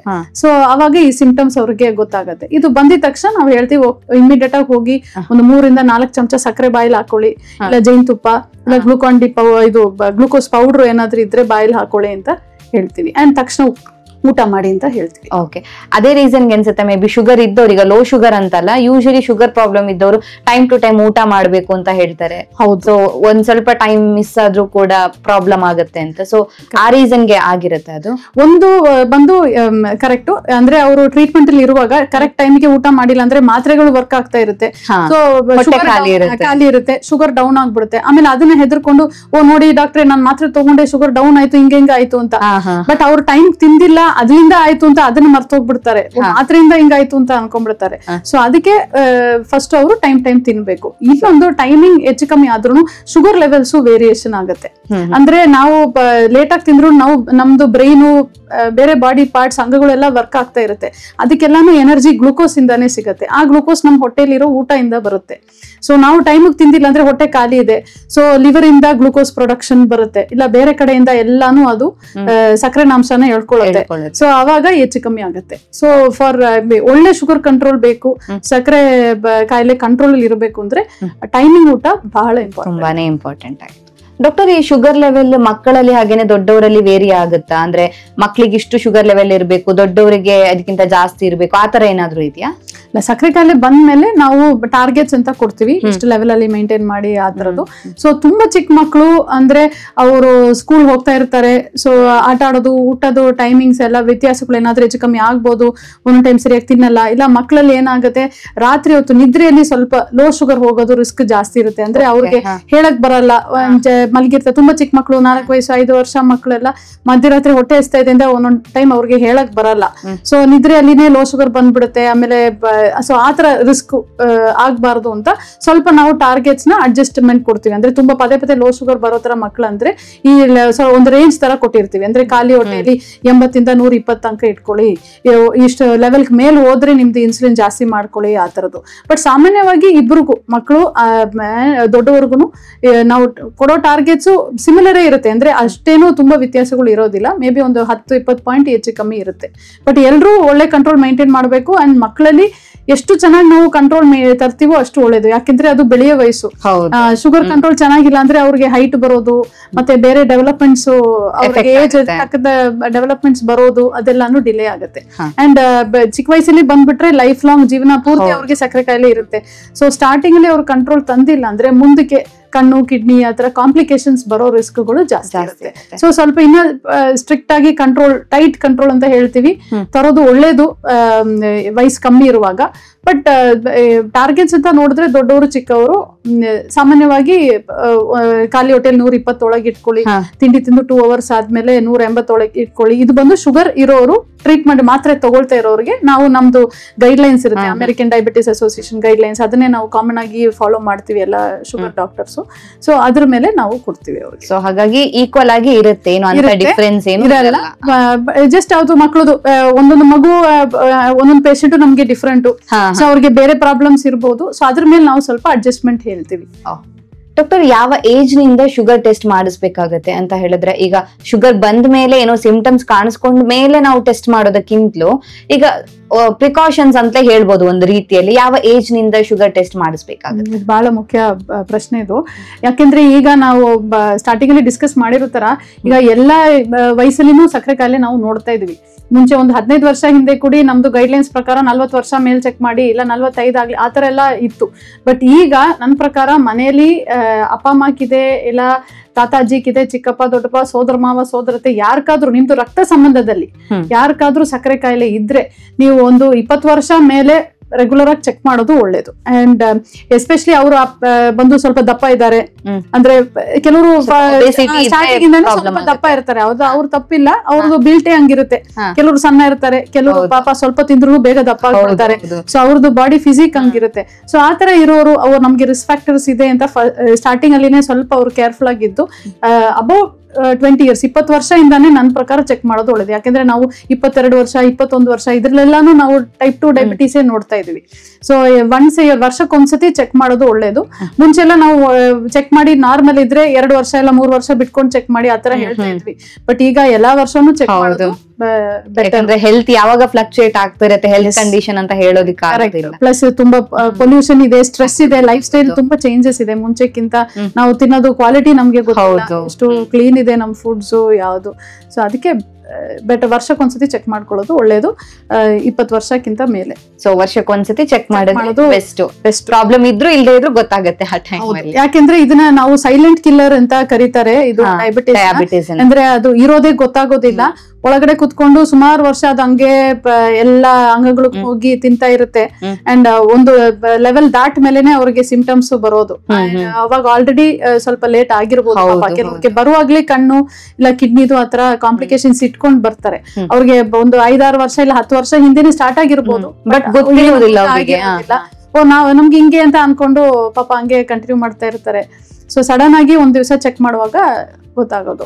ಸೊ ಅದಕ್ಕೆ ವರ್ಷಕ್ಕೊಂದ್ಸತಿ ರಿಸ್ಕ್ ಫ್ಯಾಕ್ಟರ್ಸ್ ಇದ್ರೆ, ಅಂದ್ರೆ ಮನೇಲಿ ಇದೆ, ನಮ್ದು ಲೈಫ್ ಸ್ಟೈಲ್ ಚೆನ್ನಾಗಿಲ್ಲ ಅಂತ ಅನ್ಸಿದ್ರೆ, ಒಬಿಸಿಟಿ ಇದೆ, ಸ್ಟ್ರೆಸ್ ಲೆವೆಲ್ಸ್ ಇದೆ, ಜಂಕ್ ಫುಡ್ಸ್ ಎಲ್ಲ ತಿನ್ನೋದು ಆತರ ಎಲ್ಲ ಇದ್ರೆ ಚೆಕ್ ಮಾಡ್ಕೊಂಡ್ಬಿಡೋದು ವಾಸಿ ಬೆಸ್ಟ್ ಅಂತ. ಡಾಕ್ಟರ್, ನೀವು ಹೇಳಿದ್ರಿ ಮಾತಾಡ್ತಾ ಪ್ರಾಬ್ಲಮ್ ಇರುತ್ತೆ, ಅಂದ್ರೆ ಕಿಡ್ನಿ ಪ್ರಾಬ್ಲಮ್ ಬರ್ಬೋದು, ಕಣ್ಣಿನ ಸಮಸ್ಯೆ ಬರ್ಬೋದು ಅಂತ. ಒಂದ್ ವೇಳೆ ಡಯಾಬಿಟೀಸ್ ಏನಾದ್ರೂ ಹೆಚ್ಚಾಯ್ತು ಅಂದ್ರೆ, ಶುಗರ್ ಲೆವೆಲ್ ಅನ್ಕಂಟ್ರೋಲ್ಡ್ ಆಯ್ತು ಅಂತ ಹೇಳಿದ್ರೆ ಏನೆಲ್ಲ ಸಮಸ್ಯೆ ಬರ್ಬೋದು ಹಾಗಿದ್ರೆ? ಇದು ಯಾಕೆ ನಾವು ಡಯಾಬಿಟಿಸ್ ಮೆಲಿಟಸ್ ಬಗ್ಗೆ ಎಲ್ಲರೂ ಮಾತಾಡ್ತೀವಿ, ಅದಕ್ಕೆ ಇಷ್ಟು ನಾವು ಇಂಪಾರ್ಟೆನ್ಸ್ ಕೊಡ್ತೀವಿ ಅಂತ ನೋಡಿದ್ರೆ, ಇದನ್ನೇ ಮುಖ್ಯ ಕಾರಣ ತುಂಬಾ ಹೆಲ್ತ್ ಪ್ರಾಬ್ಲಮ್ಸ್ಗೆ. ಆಲ್ಮೋಸ್ಟ್ ಎಲ್ಲಾ ಹೆಲ್ತ್ ಪ್ರಾಬ್ಲಮ್ಸ್ಗೂ ಇದು ಒಂದು ಫೌಂಡೇಶನ್ ಅಂತ ಹೇಳ್ಬೋದು, ಬೇಸ್ಮೆಂಟ್ ಅಂತಾನೆ ಹೇಳ್ಬೋದು. ಕಂಟ್ರೋಲ್ ಚೆನ್ನಾಗಿ, ಯಾಕೆಂದ್ರೆ ಇದು ಬಂದು ಸುಮಾರು ಪೇಷಂಟ್ಸ್ ಕೇಳ್ತಾರೆ, ಮೇಡಮ್ ನನ್ಗಿರೋದು ರಕ್ತದಲ್ಲಿರೋ ಶುಗರಾ ಇಲ್ಲ ಯೂರಿನ್ ಇಲ್ಲಿರೋ ಶುಗರಾ ಅಂತ. ಇದು ರಕ್ತದಲ್ಲಿ ಇರೋ ಶುಗರ್. ಸೊ ಈ ರಕ್ತನೇ ನಮ್ಮ ದೇಹದಲ್ಲಿ ಎಲ್ಲಾ ಅಂಗಗಳಿಗೂ ಹೋಗ್ತಾ ಇದೆ. ಸೊ ಅದು ಕರೆಕ್ಟ್ ಲೆವೆಲ್ ಅಲ್ಲಿ ಇಲ್ಲ ಅಂದ್ರೆ ಏನಾಗುತ್ತೆ, ಎಲ್ಲಾ ಕಡೆನೂ ಹೋಗಿ ಕೂತ್ಕೊಳ್ಳುತ್ತೆ. ಈ ಹೈ ಶುಗರ್ಸ್ ನಮ್ ಕಣ್ ಮೇಲೆ ಹೋಗಿ ಕೂತ್ಕೊಳ್ಳುತ್ತೆ, ಹಾರ್ಟ್ ಅಲ್ಲಿ ಹೋಗಿ ಕೂತ್ಕೊಳ್ಳುತ್ತೆ, ದೊಡ್ಡ ರಕ್ತನಾಳ ಚಿಕ್ಕ ರಕ್ತನಾಳದಲ್ಲಿ ಹೋಗಿ ಕೂತ್ಕೊಳ್ಳುತ್ತೆ, ಕಿಡ್ನಿಲಿ ಹೋಗಿ ಕೂತ್ಕೊಳ್ಳುತ್ತೆ, ನರಗಳಿಗೆ ಹೋಗೋ ರಕ್ತನಾಳದಲ್ಲಿ ಹೋಗಿ ಕೂತ್ಕೊಳ್ಳುತ್ತೆ. ಸೊ ಇದು ಕಂಟ್ರೋಲ್ ನಾವು ತಂದಿಲ್ಲ ಅಂದ್ರೆ ಓವರ್ ದಿ ವರ್ಷಗಳು ಆಗ್ತಾ ಒಂದೊಂದು ಡ್ಯಾಮೇಜ್ ನಮ್ಗೆ ಕಾಣಿಸ್ಕೊಳ್ಳುತ್ತೆ. ಸೊ ಕಣ್ಣಲ್ಲಿ ರೆಟಿನಾ, ಸೊ ಅದು ಕಣ್ಣಿನ ನರ ರೆಟಿನಾ ಅಫೆಕ್ಟ್ ಆಗುತ್ತೆ. ಸೊ ಡಯಾಬಿಟಿಕ್ ರೆಟಿನೋಪತಿ ಅಂತ ಹೇಳ್ತೀವಿ. ಇದನ್ನು ಬಹಳ ಸೈಲೆಂಟ್ ಕಾಂಪ್ಲಿಕೇಶನ್ ಇದು. ಸೊ ಸಕ್ಕರೆ ಕಾಯಿಲೆ ಇರೋರು ನಾವು ವರ್ಷಕ್ಕೊಂದ್ಸತಿ ಕಣ್ ಟೆಸ್ಟ್ ಮಾಡಿ ಅಂತ ಹೇಳ್ತೀವಿ. ಸುಮಾರು ಪೇಷಂಟ್ಸ್ ನಮ್ಮ ಹತ್ರ ಬಂದು ನನ್ಗೆ ಕಣ್ ಚೆನ್ನಾಗಿ ಕಾಣ್ತಾ ಇದೆ, ಚಿಕ್ಕ ಅಕ್ಷರ ಸಣ್ಣ ಅಕ್ಷರ ಎಲ್ಲ ಓದ್ತೀನಿ ಮೇಡಮ್, ಏನ್ ತೊಂದ್ರೆ ಇಲ್ಲ ಏನಿಲ್ಲ ಅಂತ ಅನ್ಕೋತಾರೆ. ಅದೇ ತರ ಪೊರೆ ಆಪರೇಷನ್ ಮಾಡಿಸ್ಕೊಂಡ್ಬಿಟ್ರೆ ಕಣ್ ತೊಂದ್ರೆನೇ ಸಕ್ಕರೆಯಿಂದ ಬರಲ್ಲ ಅಂತ ಅನ್ಕೋತಾರೆ. ಸೊ ದೀಸ್ ಆರ್ ಆಲ್ ಸ್ವಲ್ಪ ನಮ್ದು ಇದು ಚೇಂಜಸ್, ನಾವು ಬದಲಾವಣೆಗಳು ಮಾಡ್ಕೋಬೇಕು. ಸಕ್ಕರೆ ಕಾಯಿಲೆ ಇರೋರು ದಯವಿಟ್ಟು ವರ್ಷಕ್ಕೊಂದ್ಸತಿ ಕಣ್ ಟೆಸ್ಟ್ ಮಾಡಿಸ್ಕೊಳ್ಳಿ. ಸೊ ಯಾಕೆಂದ್ರೆ ಕಣ್ಣಿನ ನರ ರೆಟಿನಾ ಚೆಕ್ಅಪ್ ಬಂದು ಕಣ್ ಡಾಕ್ಟ್ರೇ ಮಾಡಿ ನಿಮ್ಗೆ ಹೇಳ್ಬೇಕು ಶುಗರ್ ಇಂದ ಎಫೆಕ್ಟ್ ಇದೆಯಾ ಇಲ್ವಾ ಅಂತ. ಅದೊಂದು ಬಹಳ ಮುಖ್ಯ ಕಾಂಪ್ಲಿಕೇಶನ್. ಇನ್ನೊಂದು ಬಂದು ಕಿಡ್ನೀಸು. ಸೊ ಅದು ಕಿಡ್ನಿ ಅಫೆಕ್ಟ್ ಆಗುವಾಗ ಒಂದು ಕಿಡ್ನಿ ಮಾತ್ರ ಇಲ್ಲ, 2 ಕಿಡ್ನಿನೂ ಒಟ್ಟಿಗೆನೆ ಅಫೆಕ್ಟ್ ಆಗೋದು ಸಕ್ಕರೆ ಕಾಯಿಲೆಯಿಂದ ಅಫೆಕ್ಟ್ ಆಗುವಾಗ. ಸೊ ಅದಕ್ಕೆ ಅದ್ರದ್ದು ಶುಗರ್ ಕಂಟ್ರೋಲ್ ಇಂಪಾರ್ಟೆಂಟ್. ಪ್ಲಸ್ ರಕ್ತದಲ್ಲಿ ಕಿಡ್ನಿ ಫಂಕ್ಷನ್ ಟೆಸ್ಟ್ ಅಂತ ಮಾಡ್ತೀವಿ. ಸೊ ಅದರಲ್ಲಿ ಗೊತ್ತಾಗತ್ತೆ. ಮತ್ತೆ ಯೂರಿನಲ್ಲಿ ಪ್ರೋಟೀನ್ ಲೀಕೇಜ್ ಆಗ್ತಾ ಇದೆಯಾ ಅಂತ ನಾವು ಚೆಕ್ ಮಾಡ್ತೀವಿ. ಸೊ ಅದ್ರಲ್ಲೂ ನಮ್ಗೆ ಗೊತ್ತಾಗತ್ತೆ ಕಿಡ್ನಿ ಡ್ಯಾಮೇಜ್ ಏನಾದ್ರೂ ಆಗಿದೆಯಾ ಅಂತ. ಮತ್ತೆ ಈ ರಕ್ತನಾಳ ಬ್ಲಡ್ ವೆಸಲ್ಸ್ ಅಂತ ಹೇಳ್ತೀವಿ ಅಲ್ವಾ, ಸೊ ಅದು ದೊಡ್ಡ ರಕ್ತನಾಳ ಚಿಕ್ಕ ರಕ್ತನಾಳ ಎರಡೂ ಹೋಗಿ ಇದು ಕುತ್ಕೋಬಹುದು, ಅಫೆಕ್ಟ್ ಆಗುತ್ತೆ. ಸೊ ಕಾಲ್ದು ಚಿಕ್ಕ ನರಗಳದು ರಕ್ತನಾಳಕ್ಕೆ ಹೋಗಿ ಅಫೆಕ್ಟ್ ಆಗುವಾಗ್ಲೇ ನಮ್ಗೆ ಆ ಕಾಲು ಉರಿ, ಕಾಲ್ ಜೋಮ್ ಹಿಡಿಯೋದು, ನರ ಎಳೆಯೋದು, ಡಯಾಬಿಟಿಕ್ ನ್ಯೂರೋಪತಿ ಅಂತ ಹೇಳ್ತೀವಿ. ಸೊ ಆ ಸಿಂಪ್ಟಮ್ಸ್ ಅವ್ರಿಗೆ ಬರುತ್ತೆ. ಸೊ ಆ ಡಯಾಬಿಟಿಕ್ ನ್ಯೂರೋಪತಿ ಇರೋ ಪೇಷಂಟ್ಸ್ ಏನತ್ತೆ, ಕಾಲ್ ಗಾಯಗಳು ಮಾಡ್ಕೊಳ್ಳೋದು, ಯಾಕೆಂದ್ರೆ ಅವ್ರಿಗೆ ಸ್ಪರ್ಶ ಜ್ಞಾನ ಕಮ್ಮಿ ಇರುತ್ತೆ. ಸೊ ಬರೀ ಕಾಲಲ್ಲಿ ಓಡಾಡುವಾಗ ಕಾಲ್ ಗಾಯ ಮಾಡ್ಕೊಳ್ಳೋದು, ಬಬ್ಬೆ ಹೊಡೆಯೋದು, ಸೊ ಅವಾಗ ಆಮೇಲೆ ಗ್ಯಾಂಗ್ರೀನ್ ಆಗೋದು, ಆತರ ಕಾಂಪ್ಲಿಕೇಶನ್ಸ್ ಬರುತ್ತೆ. ಮತ್ತೆ ಇದು ಬೇರೆ ದೊಡ್ಡ ರಕ್ತನಾಳ ಅಫೆಕ್ಟ್ ಆಗುವಾಗ ಹಾರ್ಟ್, ಸೊ ಹಾರ್ಟ್ ಅಟ್ಯಾಕ್ ಬರೋ ರಿಸ್ಕ್ ಜಾಸ್ತಿ ಇರಬಹುದು. ಡಯಾಬಿಟಿಸ್ ಇಂದ ಹಾರ್ಟ್ ಅಟ್ಯಾಕ್ ಬರೋ ಕೂಡ ಜಾಸ್ತಿ ಇರುತ್ತೆ. ಹಾಗಾದ್ರೆ ಹಾರ್ಟ್ ಡಿಸೀಸ್ಗೆ ಒಂದು ಬಹಳ ಇಂಪಾರ್ಟೆಂಟ್ ಮುಖ್ಯ ಕಾರಣ ಬಂದು ಸಕ್ಕರೆ ಕಾಯಿಲೆ. ಸೊ ಸಕ್ಕರೆ ಕಾಯಿಲೆ ಇರೋರು ಸಕ್ಕರೆ ಕಾಯಿಲೆನ ಕಂಟ್ರೋಲ್ ಇಟ್ಕೊಂಡಿಲ್ಲ ಅಂದ್ರೆ high risk for heart problems ಇರುತ್ತೆ. ಸೊ ಅಂಡ್ ಬೇರೆ ನಮ್ ಬ್ರೈನ್ ಹೋಗೋ ರಕ್ತನಾಳ ಅಫೆಕ್ಟ್ ಆದ್ರೆ ಸ್ಟ್ರೋಕ್ ಆತರ ಬರೋ ರಿಸ್ಕ್ ಇರುತ್ತೆ. ಡಾಕ್ಟರ್, ಈಗ ಕೆಲವರು ಹೇಳ್ತಾರೆ ಶುಗರ್ ಇದ್ರೆ ಏನಾದ್ರು ಗಾಯ ಆದ್ರೆ ಬೇಗ ವಾಸಿ ಆಗಲ್ಲ. ಈಗ ನಾರ್ಮಲ್ ಪರ್ಸನ್ ಕಂಪೇರ್ ಮಾಡಿದ್ರೆ ಶುಗರ್ ಇತ್ತು ಅವ್ರಿಗೇನೋ ಗಾಯ ಆಯ್ತು ಅಂದ್ರೆ ಅದು ಬೇಗ ವಾಸಿ ಆಗಲ್ಲ ಅಂತ ಹೇಳ್ತಾರೆ. ಅದು ಹೌದಾ ಡಾಕ್ಟರ್? ಹೌದು, ಆಗತ್ತೆ. ಯಾಕಂದ್ರೆ ಸಕ್ಕರೆ ಅಂಶ ಜಾಸ್ತಿ ಇರುವಾಗ ನಾವು ಕೂಡ ಔಷಧಿಗಳು ಯಾವ್ದು ಆ ಜಾಗಕ್ಕೆ ಹೋಗಿ ಕರೆಕ್ಟ್ ಆಗಿ ರೀಚು ಆಗೋದಿಲ್ಲ. ಸೊ ಅದಕ್ಕೆ ಆ ಸ್ಕಿನ್ ಕ್ಲೋಸ್ ಆಗೋದು ಅದೆಲ್ಲ ಅವ್ರಿಗೆ ಟೈಮ್ ಆಗತ್ತೆ. ಸೊ ಅದಕ್ಕೆ ಅವ್ರಿಗೆ ಡಯಾಬಿಟಿಸ್ ಇರೋರು ಸಕ್ಕರೆ ಕಂಟ್ರೋಲ್ ಚೆನ್ನಾಗಿದೆ ಅಂತ ಫಸ್ಟ್ ನೋಡ್ಕೋಬೇಕು. ಅಂಡ್ ಕಾಲ್ ಗಾಯ ಆದಷ್ಟು ಅವರು ಮಾಡ್ಕೊಂಡಿಲ್ಲ ಅಂದ್ರೆ ಒಳ್ಳೇದು. ಯಾಕಂದ್ರೆ ಆಗಿದ್ರೆ ಅದು ಯೂಶಲಿ ಆಗೋದು ಇಮಿಡಿ ಮೇಲೆ ಆಗೋದು, ಬೆರಳಲ್ಲಿ ಆಗೋದು, ಇಲ್ಲ ನಾವು ಪ್ರೆಷರ್ ಪಾಯಿಂಟ್ಸ್ ಅಂತ ಹೇಳ್ತೀವಿ, ನಮ್ ದೇಹ ಭಾರ ಬೀಳೋ ಜಾಗದಲ್ಲಿ ಆಗೋದು. ಸೊ ಅದರಿಂದ ಏನಾಗುತ್ತೆ, ಅದು ಗಾಯ ಇಟ್ಕೊಂಡೆ ಅವರು ನಡೀತಾ ಇರ್ತಾರೆ, ವಾಕಿಂಗ್ ಎಲ್ಲ ಹೋಗ್ತಾರೆ. ಅದು ಸ್ಟಾರ್ಟಿಂಗ್ ಅಲ್ಲಿನೇ ಕೇರ್ ತಗೊಂಡಿಲ್ಲ ಅಂದ್ರೆ ಅದು ವಾಸಿ ಆಗೋದು ಟೈಮ್ ಆಗುತ್ತೆ. ಸೊ ಆ ಕಾರಣಕ್ಕೋಸ್ಕರನೇ ಬೇಗ ಗಾಯ ವಾಸಿ ಆಗೋದಿಲ್ಲ ಅಂತ ಹೇಳಿ. ಹೌದು. ಇನ್ನೊಂದು ಏನಾಗುತ್ತೆ, ನಾನು ಹೇಳ್ದೆ ಅಲ್ವಾ ರಕ್ತನಾಳ ಅಫೆಕ್ಟ್ ಆಗತ್ತೆ ಅಂತ. ಸೊ ಏನಾದ್ರೂ ಕಾಲ್ಗೆ ಹೋಗೋ ರಕ್ತನಾಳದಲ್ಲಿ ಏನಾದ್ರೂ ಬ್ಲಾಕೇಜ್ ಇದ್ರೆ ತುಂಬಾ ವರ್ಷ ಸಕ್ಕರೆ ಕಾಯಿಲೆಯಿಂದ ಏನಾಗುತ್ತೆ, ಆ ಗಾಯಕ್ಕೆ ಬ್ಲಡ್ ಸರ್ಕ್ಯುಲೇಷನ್ ಚೆನ್ನಾಗಿ ಹೋಗುತ್ತೆ. ಸೊ ನಾವು ಕೊಡೋ ಔಷಧಿ ಗಾಯಕ್ಕೆ ಹೋಗಿ ರೀಚ್ ಆಗ್ಬೇಕು ಅಂದ್ರೆ ರಕ್ತ ಸಂಚಲನ ಚೆನ್ನಾಗಿರುತ್ತೆ. ಸೊ ಅದು ಚೆನ್ನಾಗಿಲ್ಲ ಅಂದ್ರೆ ಅದು ಕೂಡಲ್ಲ. ಸೊ ಡಿಲೇ ಆಗಿ ಗ್ಯಾಂಗ್ರೀನ್ ಆಗೋದು, ಬೆರಳು ತಗ್ಸೋದು, ಆತರ ಕಾಂಪ್ಲಿಕೇಶನ್ಸ್ ಅದರಿಂದ ರಿಸ್ಕ್ ಇರುತ್ತೆ. ಸೊ ಹಾಗಾಗಿ ಡಯಾಬಿಟೀಸ್ ಏನಾದ್ರೂ ಇನ್ ಕೇಸ್ ಹೆಚ್ಚಾಯ್ತು, ಫ್ಲಕ್ಚುಯೇಟ್ ಆಯ್ತು ಅಂತ ಹೇಳಿದ್ರೆ ತುಂಬಾ ಪ್ರಾಬ್ಲಮ್ಸ್ ಇರುತ್ತೆ. ಅಂದ್ರೆ ಹೆಲ್ತ್ ಗೆ ನೀವ್ ಹೇಳ್ದಂಗೆ ಕಿಡ್ನಿ, ಕಣ್ಣು ಬ್ಲಾಕೇಜಸ್. ನಾವು ಹೆದರ್ಸಕ್ ಹೇಳ್ತಾ ಇಲ್ಲ, but it is a silent killer. So starting ಅಲ್ಲಿನೇ ತೋರಿಸ್ಕೊಂಡು ಕಂಟ್ರೋಲ್ ತರೋದು ಒಳ್ಳೇದು. ಸೊ ಕಂಟ್ರೋಲ್ಗೆ ತರೋದ್ರಿಂದಾಗಿ ಹೆಲ್ತ್ ಅನ್ನ ಕಾಪಾಡೋದಕ್ಕೆ ಸಾಧ್ಯ ಆಗುತ್ತೆ. ಕರೆಕ್ಟ್. ಡಾಕ್ಟರ್, HbA1c ಟೆಸ್ಟ್ ಯಾಕೆ ಮಾಡಿಸ್ಬೇಕು? ಇದರ ಇಂಪಾರ್ಟೆನ್ಸ್ ಏನು ಡಾಕ್ಟರ್? ಸೊ ನಾವು ಸಕ್ಕರೆ ಕಾಯಿಲೆ ಇರೋ ಪೇಷಂಟ್ಸ್ಗೆ ಸಕ್ಕರೆ ಕಂಟ್ರೋಲ್ ಇಟ್ಕೊಳ್ಳಿ, ಮಾನಿಟರ್ ಮಾಡ್ಕೊಳ್ಳಿ ಅಂತ ಹೇಳ್ತೀವಲ್ವಾ, ಅದು ಮಾಡಕ್ಕೆ ನಾವು ಇಂಪಾರ್ಟೆಂಟ್ ಆಗಿ ಮುಖ್ಯವಾಗಿ 3 ಬ್ಲಡ್ ಟೆಸ್ಟ್ ಹೇಳ್ತೀವಿ. ಒಂದು ಬಂದು ಖಾಲಿ ಹೊಟ್ಟೆ ಬ್ಲಡ್ ಶುಗರ್, ಮತ್ತೆ ತಿಂಡಿ ತಿಂದು 2 ಅವರ್ ಆದ್ಮೇಲೆ ಇರೋ ಬ್ಲಡ್ ಶುಗರ್ ಚೆಕ್ ಮಾಡಿ ಅಂತ ಹೇಳ್ತೀವಿ. ಇದ್ರ ಜೊತೆಲಿ ನಮ್ದು HbA1c ಅಂತ ಒಂದು ಟೆಸ್ಟ್ ಕಂಡಿಟ್ಟಿದ್ದಾರೆ. ಇದು ಏನಂದ್ರೆ ಲಾಸ್ಟ್ 3 months ಹಿಂದೆ 3 ತಿಂಗಳದು ಬ್ಲಡ್ ಶುಗರ್ ಆವರೇಜ್ ಕಂಟ್ರೋಲ್ ಅಂತ ಹೇಳ್ತೀವಿ.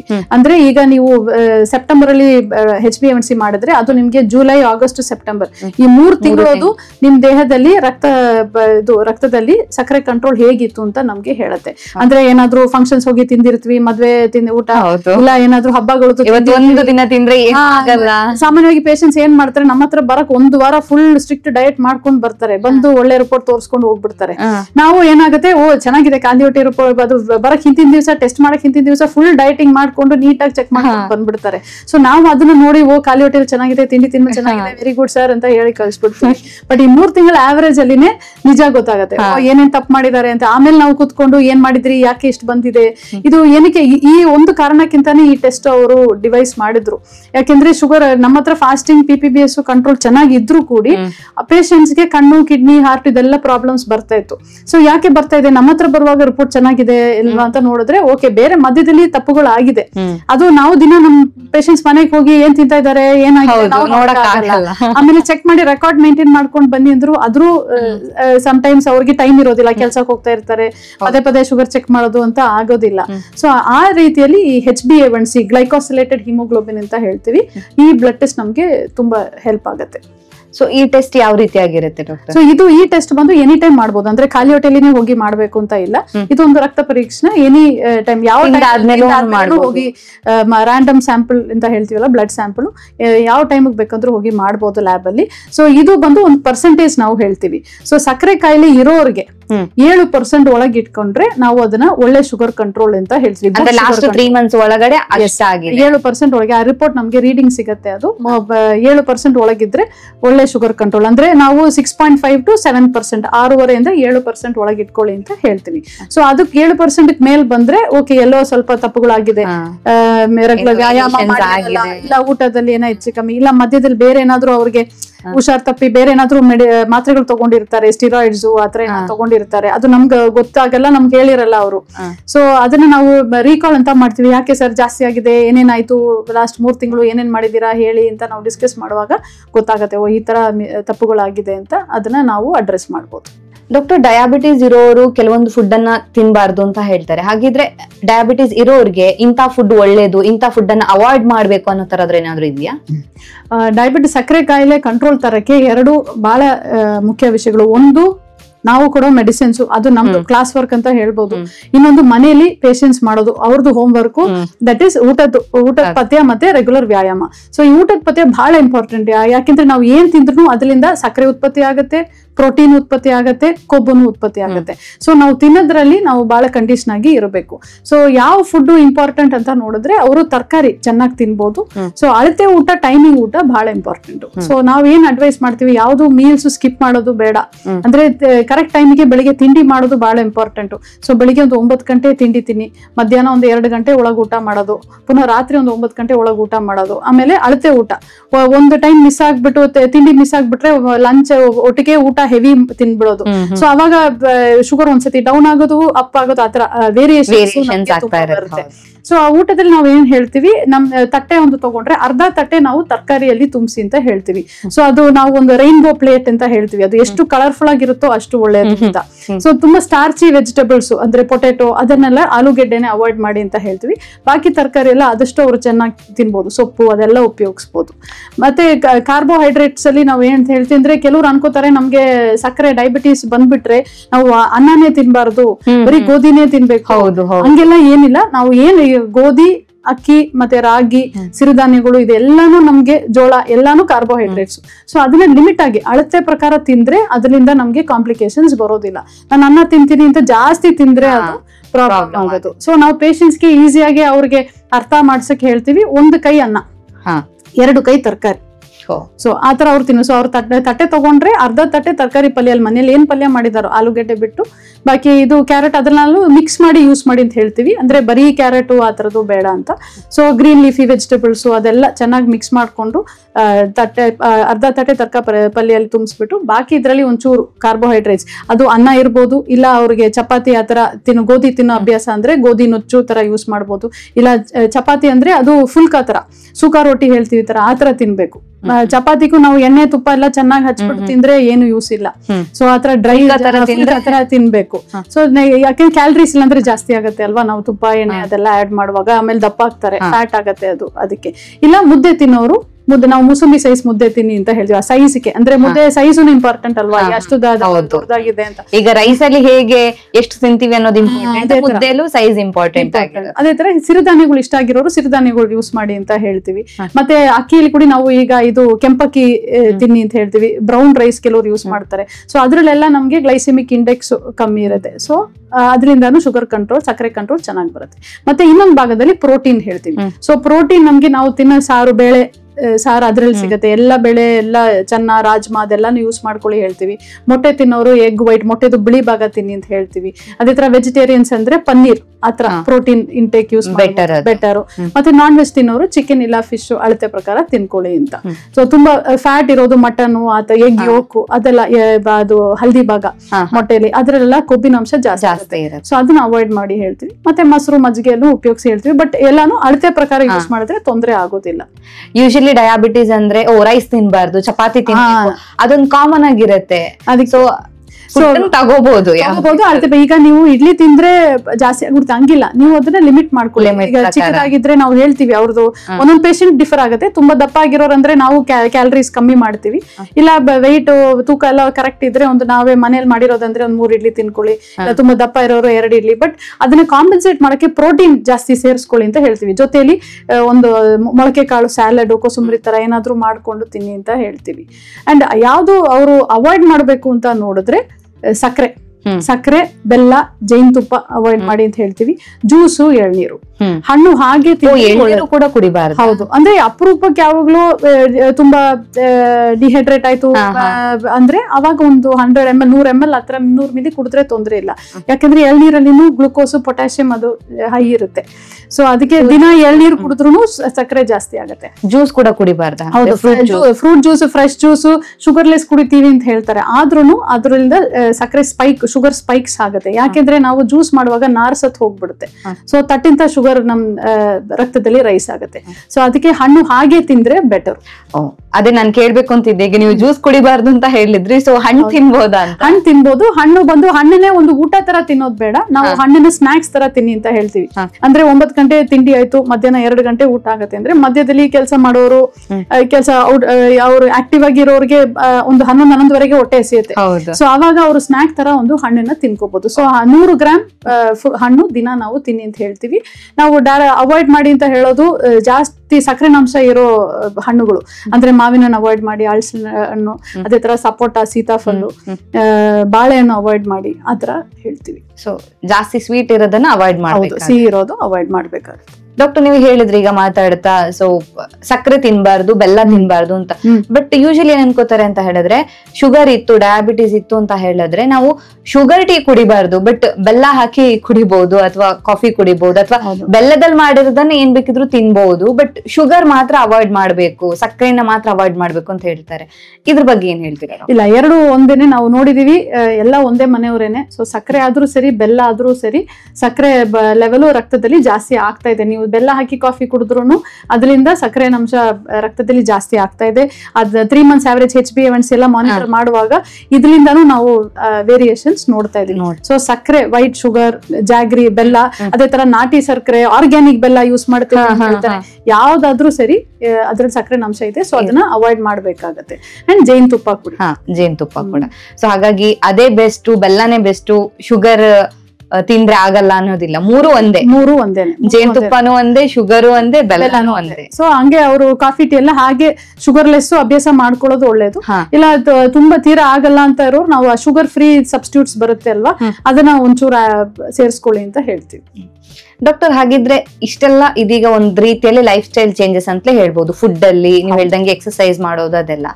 ಸೊ ಅದ್ ಬಿಟ್ಟು ಈಗ ನೋಡೋದಾದ್ರೆ ಈ ಒಂದು ಡಯಾಬಿಟೀಸ್ ಅನ್ನ ಕಂಪ್ಲೀಟ್ ಆಗಿ ಕ್ಯೂರ್ ಮಾಡೋದಕ್ಕಾಗತ್ತಾ? ಇಷ್ಟೆಲ್ಲ ಮಾಡಿ ಆದ್ಮೇಲೆ ಇಲ್ಲ ನನ್ಗೆ ಇವತ್ತಿಂದ ಡಯಾಬಿಟೀಸ್ ಇಲ್ಲ, ಲೈಕ್ ಶುಗರ್ ಲೆವೆಲ್ ನಂದು ಹೈ ಆಗಿಲ್ಲ, ನಾರ್ಮಲ್ ಆಗಿದೆ, ಅದನ್ನ ಕಂಪ್ಲೀಟ್ ರಿವರ್ಸ್ ಮಾಡೋದಕ್ಕಾಗತ್ತಾ? ಅನ್ಫಾರ್ಚುನೇಟ್ಲಿ ಇಲ್ಲ. ಸದ್ಯಕ್ಕೆ ನಮಗೆ ಡಯಾಬಿಟಿಸ್ ಕ್ಯೂರ್ ಮಾಡೋ ತರ ಟ್ರೀಟ್ಮೆಂಟು ಯಾವ್ದ್ರಲ್ಲೂ ಇಲ್ಲ. ಅದು ಎಸ್ಪೆಷಲಿ ಟೈಪ್ 1 ಡಯಾಬಿಟಿಸ್ ಹೇಳಿದೆ ನೋಡಿ. ಸೊ ಮಕ್ಳಿಗೆ ಬರೋದು ಅವಾಗ ಪೇರೆಂಟ್ಸ್ ತುಂಬಾ ಆಂಕ್ಷಿಯಸ್ ಇರ್ತಾರೆ, ಇದು ಲೈಫ್ ಲಾಂಗ್ ಹಿಂಗೆ ಇನ್ಸುಲಿನ್ ತಗೊಳ್ತಾ ಇರ್ಬೇಕಾ, ಕ್ಯೂರ್ ಇಲ್ವಾ ಅಂತ. ಸೊ ಅನ್ಫಾರ್ಚುನೇಟ್ಲಿ ಸದ್ಯಕ್ಕೆ ನಮ್ಗೆ ಕ್ಯೂರ್ ಯಾವ್ದು ಇಲ್ಲ. ಅದೇ ತರ ದೊಡ್ಡವ್ರಿಗೆ ಬರೋ ಟೈಪ್ 2 ಡಯಾಬಿಟಿಸ್ ಅಲ್ಲಿನೂ ಕ್ಯೂರ್ ಅಂತ ನಮ್ಗೆ ಕಂಪ್ಲೀಟ್ ಇಲ್ಲ. ಬಟ್ ಏನಾಗುತ್ತೆ, ತುಂಬಾ ದಪ್ಪ, ನಾನು ಹೇಳ್ದಾಗ ಒಬಿಸಿಟಿ ರಿಸ್ಕ್ ಫ್ಯಾಕ್ಟರ್ ಅಂತ. ಸೊ ತುಂಬಾ ದಪ್ಪ ಇರೋರು ಅವ್ರು ಒಂದು 10% ಅವ್ರದ್ದು ಬಾಡಿ ವೇಟ್ ಕಮ್ಮಿ ಮಾಡುವಾಗ ಆಲ್ಮೋಸ್ಟ್ ಅವ್ರದ್ದು ಶುಗರ್ ತುಂಬಾ ಚೆನ್ನಾಗಿ ಕಂಟ್ರೋಲ್, ಸಕ್ಕರೆ ತುಂಬಾ ಚೆನ್ನಾಗಿ ಕಂಟ್ರೋಲ್ ಬರುತ್ತೆ. ಸೊ ನಾವು ಟೆಂಪರರಿ ಕೆಲವರಿಗೆ ಸ್ಟಾರ್ಟಿಂಗ್ ಸ್ಟೇಜ್ ಅಲ್ಲಿ ಮಾತ್ರೆ ಕೊಟ್ಟಿರ್ತೀವಿ, ಬಟ್ ಅವರು ನಾವು ಹೇಳೋ ತರ ಡಯಟ್ ಅದೇ ತರ ರೆಗ್ಯುಲರ್ ವ್ಯಾಯಾಮ ಎಲ್ಲ ಮಾಡುವಾಗ ಏನಾಗುತ್ತೆ, ಒಂದು 10% ವೆಯ್ಟ್ ರಿಡಕ್ಷನ್ ಮಾಡಿ ಅವ್ರದ್ದು ತೂಕ ಕಮ್ಮಿ ಮಾಡಿ ಎಲ್ಲ ಚೇಂಜ್ ಮಾಡುವಾಗ ನಾವು ಮೆಡಿಸಿನ್ಸ್ ನ ಬಹಳ ಕಮ್ಮಿ ಮಾಡಿ ನಾವು ಅದನ್ನ ನಿಲ್ಸಿರೋ ಕೂಡ ಸಿಚುವೇಶನ್ಸ್ ಇದೆ. ಸೊ ಬಟ್ ಅವ್ರಿಗೆ ಒಂದ್ಸತಿ ಬಂದ್ಮೇಲೆ ಫ್ಯೂಚರ್ ಅಲ್ಲಿ ಅದು ಪುನಃ ಜಾಸ್ತಿ ಆಗೋ ರಿಸ್ಕ್ ಇರುತ್ತೆ. ಸೊ ಅವ್ರದ್ದು ಅದೇ ಊಟದ ಪಥ್ಯ ವ್ಯಾಯಾಮನ ಅವ್ರು ಯಾವಾಗ ಕೇರ್ಲೆಸ್ ಮಾಡಿ ಅದನ್ನ ಬಿಟ್ಬಿಡ್ತಾರೋ ವಾಪಸ್ ಶುಗರ್ ಜಾಸ್ತಿ ಆಗುತ್ತೆ. ಸೊ ಅವರು ಲೈಫ್ ಲಾಂಗ್ ಆ ಕಂಡೀಷನ್ ಡಿಸಿಪ್ಲಿನ್ ಮೇಂಟೈನ್ ಮಾಡ್ಬೇಕು. ಸೊ ಕಂಟ್ರೋಲ್ ಮಾಡಬಹುದು, ಆದ್ರೆ ಕಂಪ್ಲೀಟ್ ಆಗಿ ಕ್ಯೂರ್ ಮಾಡೋದಕ್ಕೆ ಸಾಧ್ಯಕ್ಕೆ ಇಲ್ಲ.